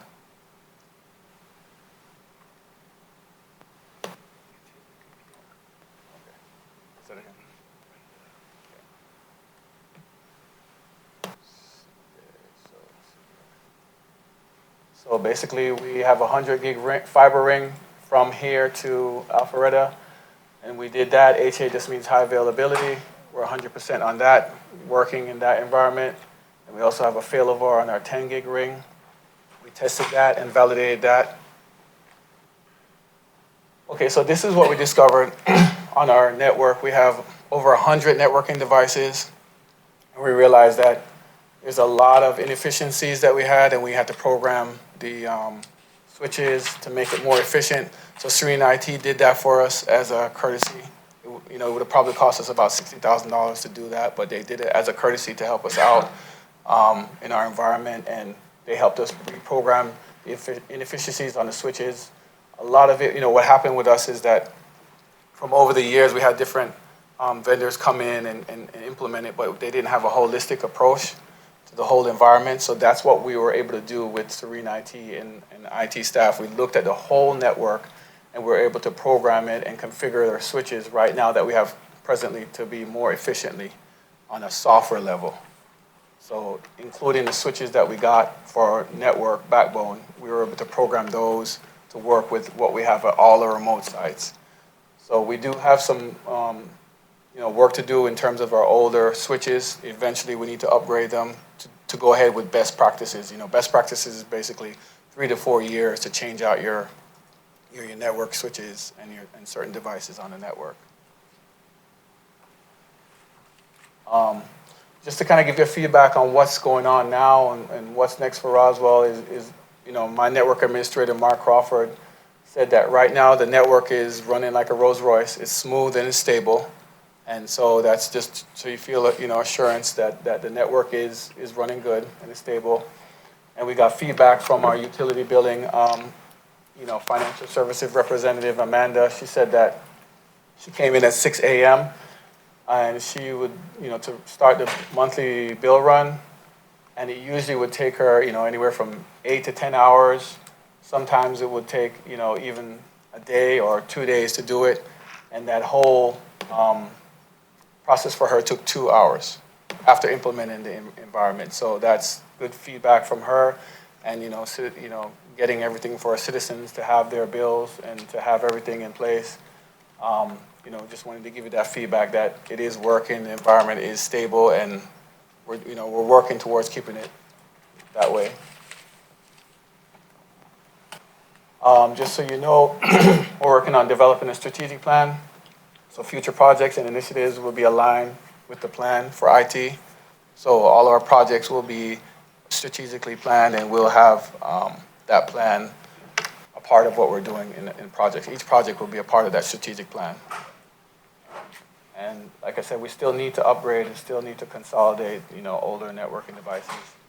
We still have work to do. We're not fully there where we, need to, everything is there, but we need to consider, networking devices that need to be updated eventually.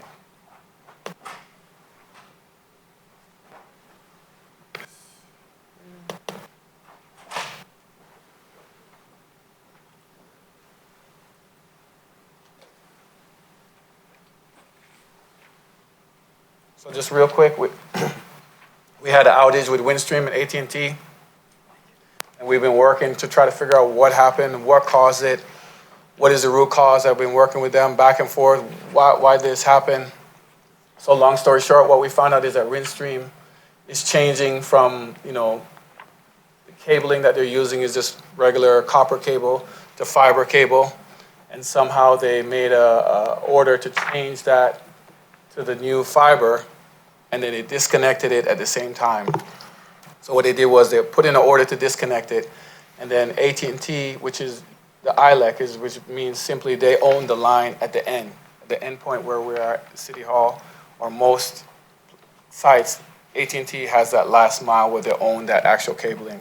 From the deregulation, AT&T owns a lot of the cabling. So they put in a disconnect order at the same time, and without us knowing, we didn't order it or anything, and they disconnect our services.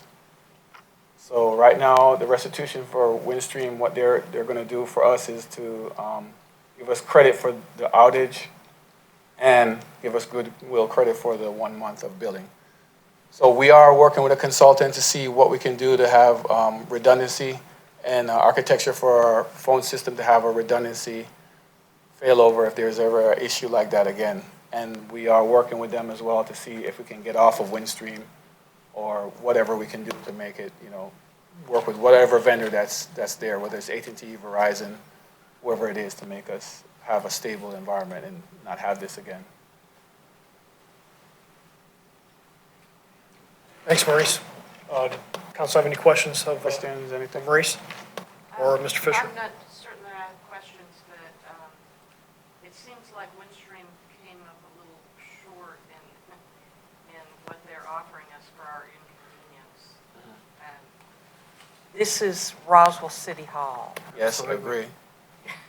and they're just going to refund us the time that the phones were out? Well, and another month for free. And can they provide us with options for redundancy that they will pay for? I can talk with them with that, but redundancy really means that you want to have a provider that's not Windstream. So, Or how about a backup plan? well, I already spoke to the consultant to have a backup plan to where we'd have another solution where if the phone system does not have a connectivity, we have to have another carrier. It can't be Windstream. We're working on that stuff, Mayor. Yeah, so we're working on that part to make sure that there is a redundancy in the environment. Because initially, when we chose Windstream, AT&T and other carrier didn't want to, it was so new we chose Windstream because that's what was available at the time, so. As long as this stops. Thank you. Thank you. We have the Recreation and Parks, item number 4, consideration to award a contract to PHP to evaluate the structure of Doc's Cafe at 3 city-owned sites. Mr. Leatherman. Palmer, just pull this up real quick. Just by way of background for mayor and council, this is a relocation project that was transferred from the department of our transportation department into my department as we've gone through some project changes. And the property was originally purchased as part of our Oxbow realignment project. And for those of you that are familiar with Doc's Cafe was a historic gathering place in and around the Groveway community. And it is a piece of our history here in the city of Roswell. And the intent is not only to move, but to also save that structure as part of the future and our historic assets within the city of Roswell. Currently, the site is sitting, and I'll show a couple of photos, on park property along Oxbow Road. The original plan in the Oxbow realignment project was to actually move Doc's Cafe from its original location across the street to 30 Pleasant Hill Drive.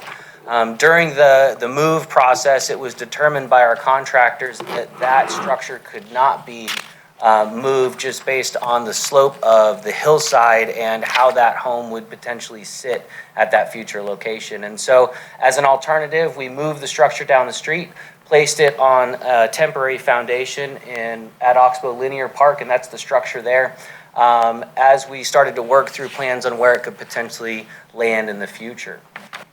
Just to show just a quick shot of the Oxbow realignment project, and what we're requesting today is to evaluate the structure and 3 locations on city property for where that structure could eventually land and be a part of the City Historic Asset Division. And this map was part of some of our council briefings and earlier discussions, and I want to talk about one potential change and some nuances with the site. So the home is currently sitting right here on park property. It was moved from what is about this location right here, where this intersection and where this future new intersection is. The original plan was to move it across the street right here, but again, as we said earlier, this home was demoed and the site just did not work based on the constraints associated with the site. So we have our existing location where the home is sitting on park property.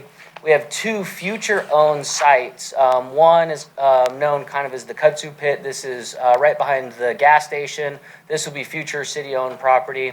And a second site, or a third site, excuse me, right here, which is essentially on top of the current one-way road.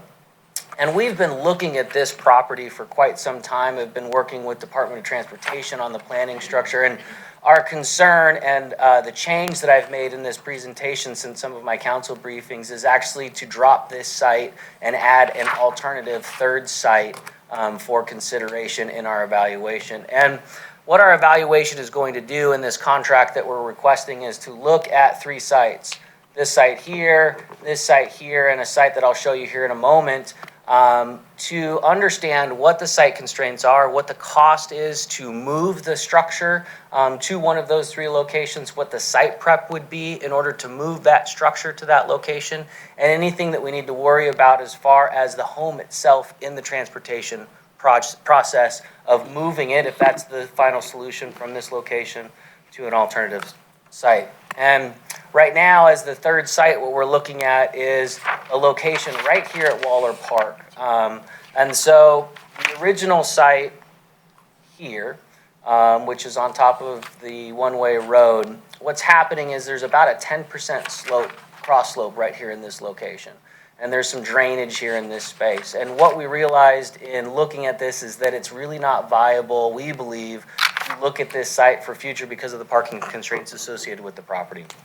And so what I'm asking council to do is look at the Waller Park site, and one other shot here, right here in this location, and this cut to has all been removed, and there's actually some space right here along the parking lot where we could move and evaluate the site for the move of Doc's Cafe. What we've requested is for each conceptual location to take a look at, again, the structure itself, the site constraints associated with it. And what this would do is it would give the department the ability to evaluate these three sites and make some recommendations for a future council meeting to relocate Oxbow or Doc's Cafe and evaluate those three sites on a cost basis associated with the movement of the property. Answer any questions that you may have. Jeff, for what it's worth, I really do like that Waller Park site. It's in a great location. It's got great parking, and hopefully it works out. But I'm not going to have any objections to this tonight. I think we need to know up front where the cost to put it there. We need to know up front before we start doing anything what it's going to cost to finish it. For lots of reasons, including what kind of fundraising we might need to be doing, et cetera, et cetera. So I'm going to be very supportive of this tonight, and hopefully we can get through it fairly quickly.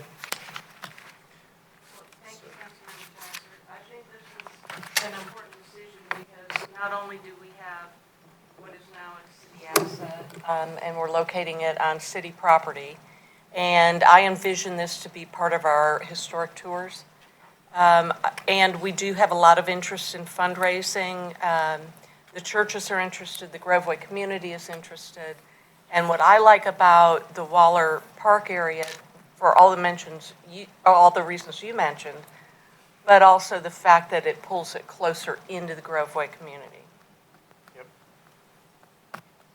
But we need to figure out how much this is going to cost.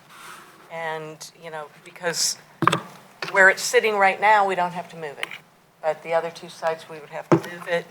But if, in the long run, that would be, it's just an important decision. I don't want to be short-sighted on it. So, And I think, just as you said, if I can just jump in, the decision as I continue to talk with the community members is trying to leave multiple options that are actually viable open. And that's what's driving it is when I look at this site, it's viable. There's some site constraints, but there's also some community opinion associated with it. But we really need to understand, what are the costs associated with that? In this one, my concern was, while it may be possible, is it really viable? And if you look and if you think about just in your mind's eye, the slope of the road right now is going to soften a little bit, but we're essentially trying to place a home on a cross slope and then create ADA access and parking access to it.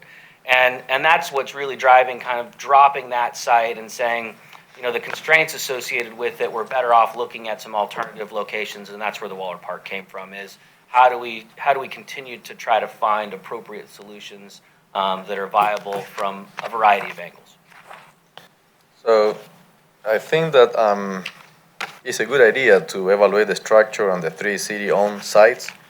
But, you know, I'm going to focus on what is asking here on the item today, which is the contract to VHB.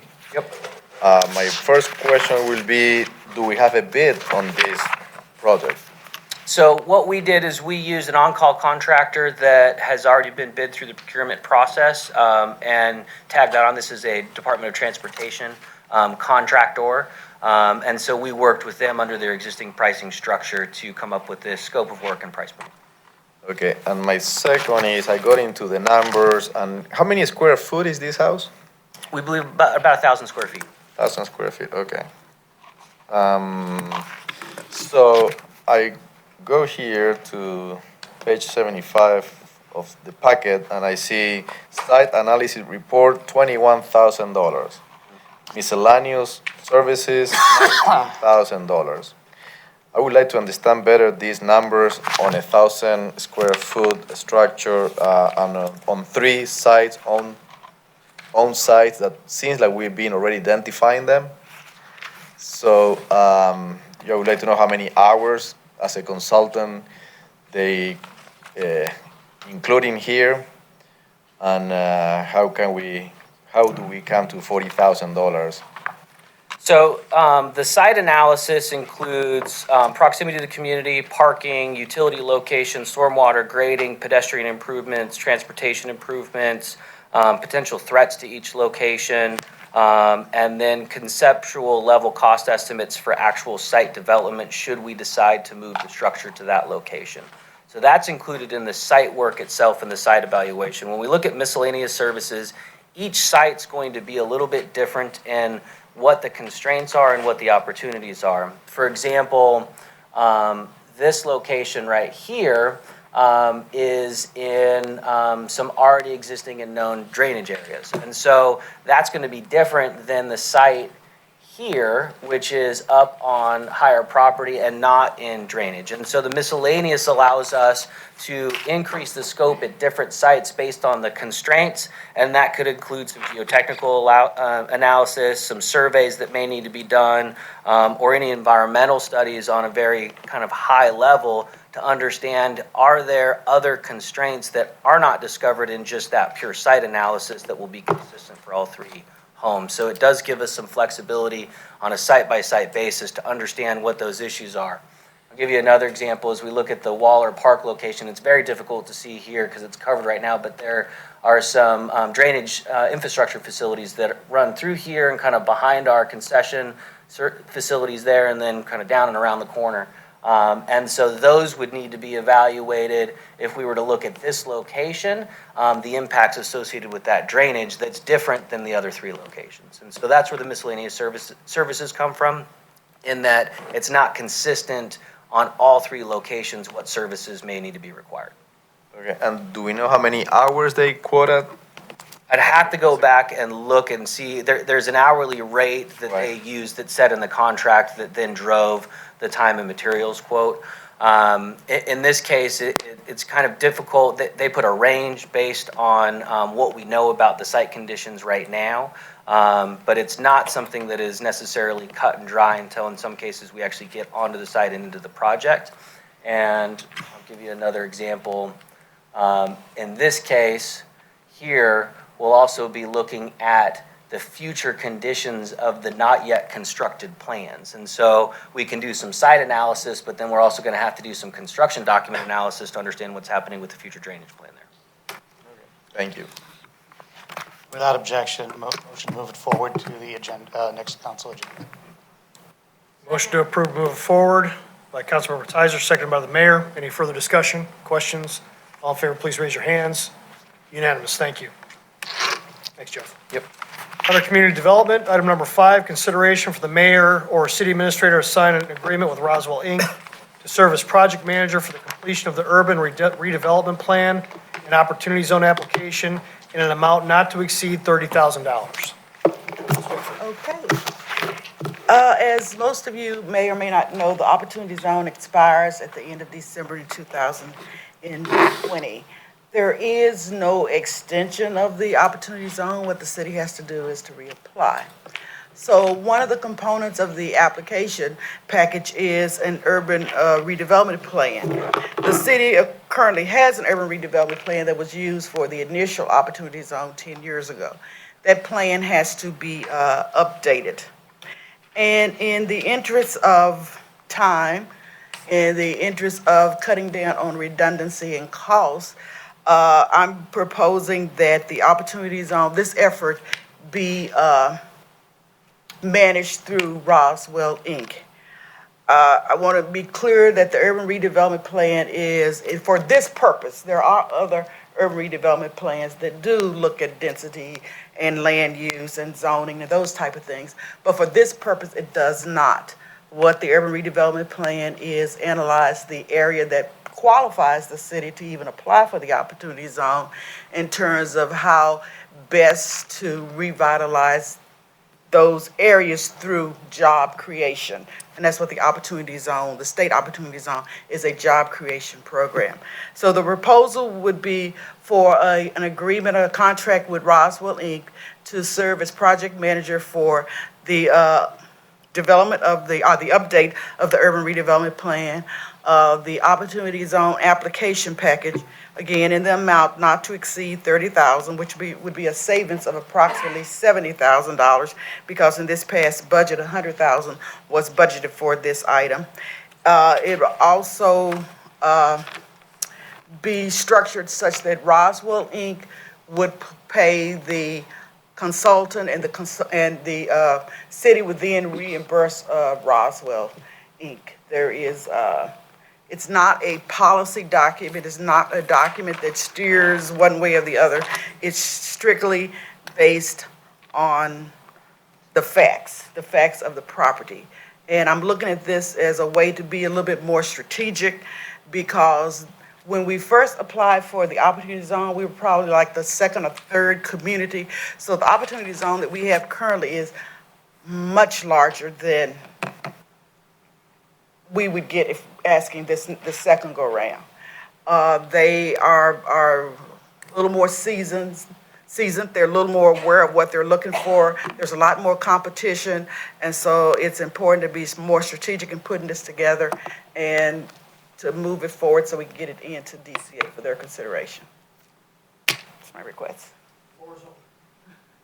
I have a question. When we discussed this during the budget season, we awarded $100,000, I believe. And who was awarded with the responsibility to be the project management?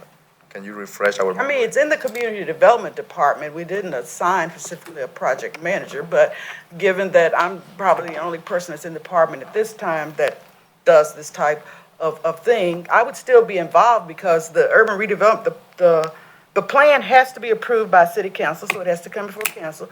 The application has to be approved to move to DCA by city council. So it's not giving it to Roswell, Inc. and that's it. I'm definitely still be involved in it. It's just an effort to get it done quicker, to cut down on redundancy, because a lot of the data that would be used for the update of the plan has already been done as part of the update of the Strategic Economic Development Plan. So they have a lot of the data and the information. Okay. And so quick question. So you said this might be a smaller opportunity zone in the future than the one we have today, right? Yes, sir. So it's not related to exactly this, but it's a curiosity that I always have on opportunity zone. Which tools do we have that opportunity zone, they don't pull businesses from other part of Roswell who doesn't have opportunity zone, Let's say we have in one area of Roswell a big department store that then will close in there and move it where the opportunity zone is. So it's really, it's the same pants but different pockets. So there's any tools that we can have this to avoid this kind of just moving the same business around Roswell? Let me looking explain for that to you. If I am a business and that I am located out of the opportunity zone, and I'm in Roswell, if I move into the opportunity zone, I don't readily qualify. It's new jobs. It's about new jobs that you create. It's not taking my 10 employees from a certain section of Roswell and moving those 10 employees into the opportunity zone. That would not qualify. So you cannot close a business here, shut it down here, and then a few months later, open a new business over here? You can open a new business over there, but if you don't have any more than those same number of employees, you don't qualify for it. Okay. Now, if you bring your 10 employees and you hire 10 more, then the 10 that you hired would qualify. Okay. Could you please let everybody know what the opportunity zones are for and what the parameters for them are?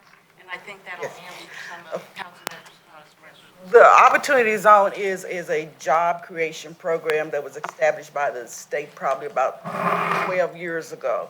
And it's a program where if you have a qualifying census tract, and a qualifying census tract is a census block group that has a poverty level of 15% or greater.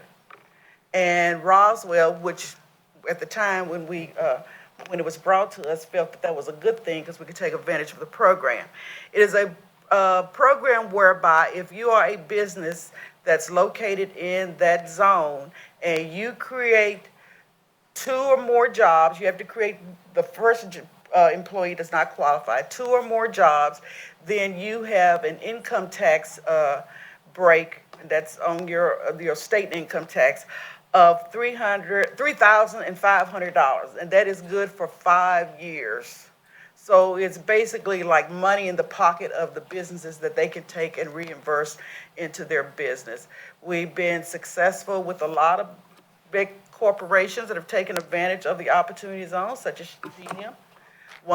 It's one of those tools that the state often utilize to incentivize businesses to come in. McKesson has taken advantage of it, and there's a lot more. Thank you. I understood correctly. So you cannot close a business here with 15 people and then close it for 1, 2, 3, whatever months, and then move the same exactly retail business or whatever to another part of the town that has the opportunity zone. You cannot take advantage, or you could. This is a scenario that I'm describing. If you in one part of the town and you have 10 employees, yeah, and you decide to move to the opportunity zone and you hire those same 10 employees, you can't qualify. If you hire 20 employees, then 10 of those employees could qualify. Okay. So the one that I transfer from here to this new location, I shut down this and get out of the lease and everything. If you move employees from Alpharetta business closed down, they've got 10 employees, they come to Roswell with those 10 employees. I'm sorry, my scenario is the same city. I'm just telling you, it doesn't matter what's the same, in the state of Georgia, if your business is in the state, regardless of the city or the county, if you're going to move to an opportunity zone, you have to increase it has to be an additional number of employees.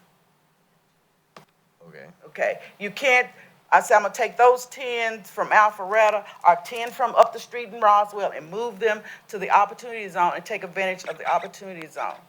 They would not qualify because they are not viewed as new employees. It's about creating new employees. Okay. Thanks. Motion to move forward to the agenda. Motion approved to move forward to the regular agenda. Councilman Tizer, is there a second? Second. Second by the mayor. Any further questions, discussion? All in favor, please raise your hands. Unanimous. Thank you. Thanks, guys. Moving on to public safety. We got to take a quick break while we flip the rack.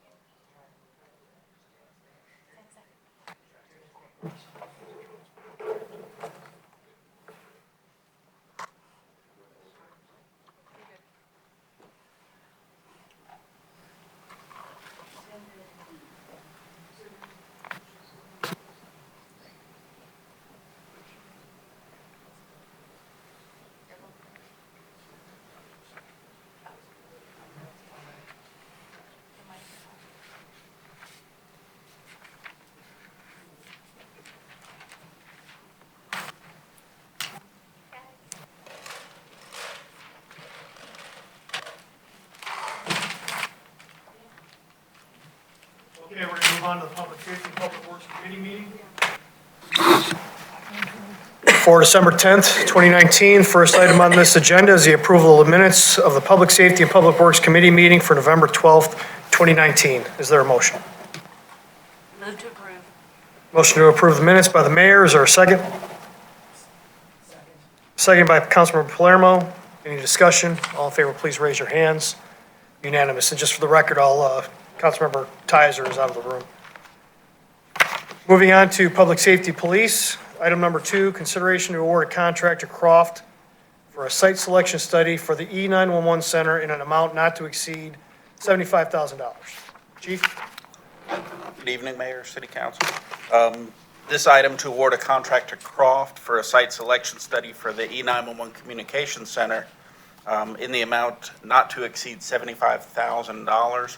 I will defer to our esteemed 911 Director, Melissa Alterio, to explain further.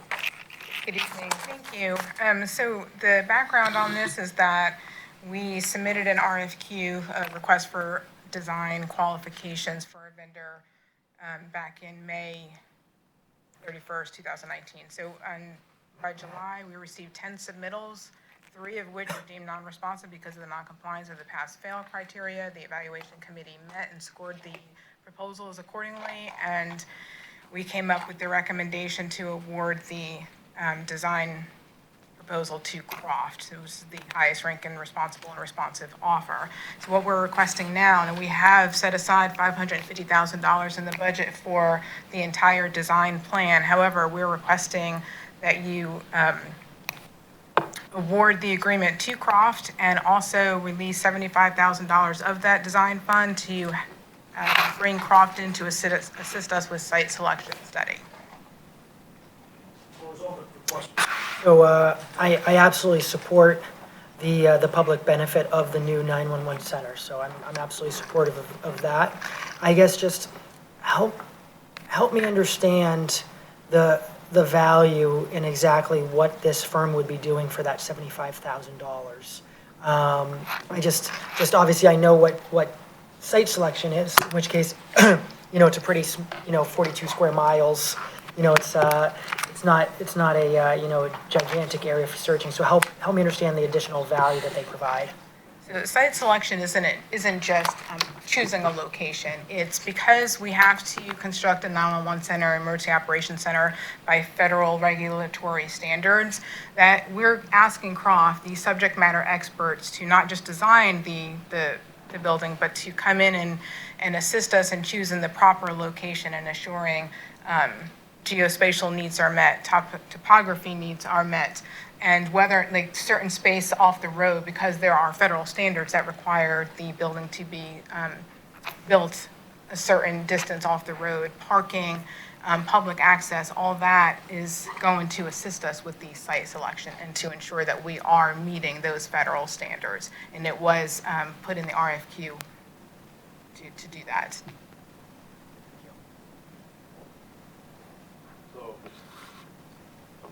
Thank you. I totally support from day one in-house 911. But my question here is like, to find a site, we need to have the funds to build it.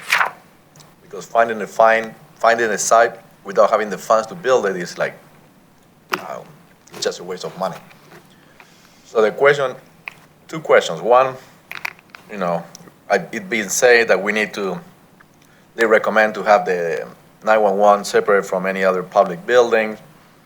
I don't know if a solution is also having a contingency building in case that something happened to our existing 911, which might be a less expensive solution to have a contingency site or building where they can operate in a case of extreme emergency needed that the existing 911 cannot function. So I have two questions here. One, have you evaluated the possibility to have a contingency 911 site in another building in case of extreme disaster occurring to the existing 911? Question number one. Question number two, don't we have to allocate or come up with the funds first and then look for the site? I see from simple perspective, when you buy a house, you say, I have this much money to buy a house. Then you start looking where you're going to find your house. You don't spend money if you don't know, if you have the funds to buy the house. So it doesn't make sense here in this case to first allocate the funds and then start investing money in a site identification or location and any other process to get this project done.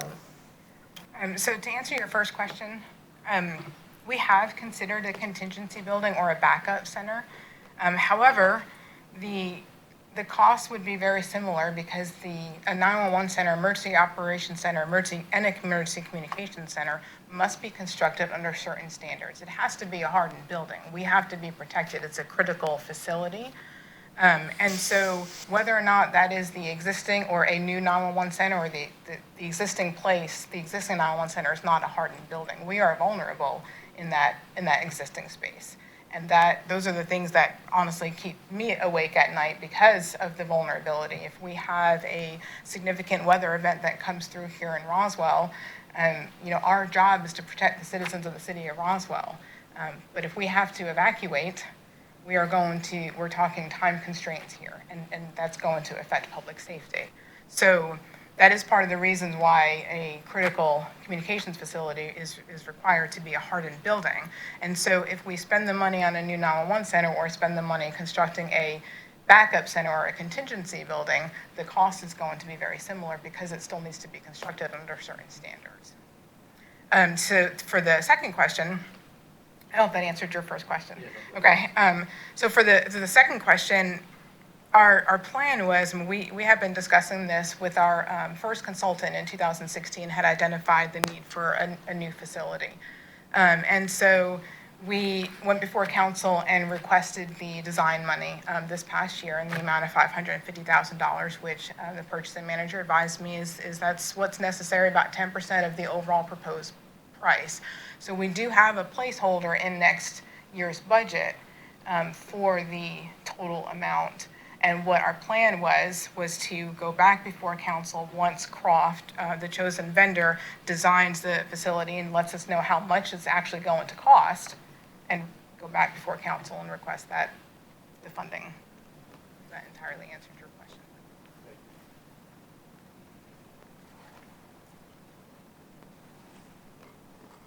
Further question or discussion? Is there a motion? Second. Motion to approve by the mayor, seconded by Councilmember Tizer. Any further questions or discussion? All in favor, please raise your hands. It's unanimous. Thank you. That concludes our agenda. We're adjourned.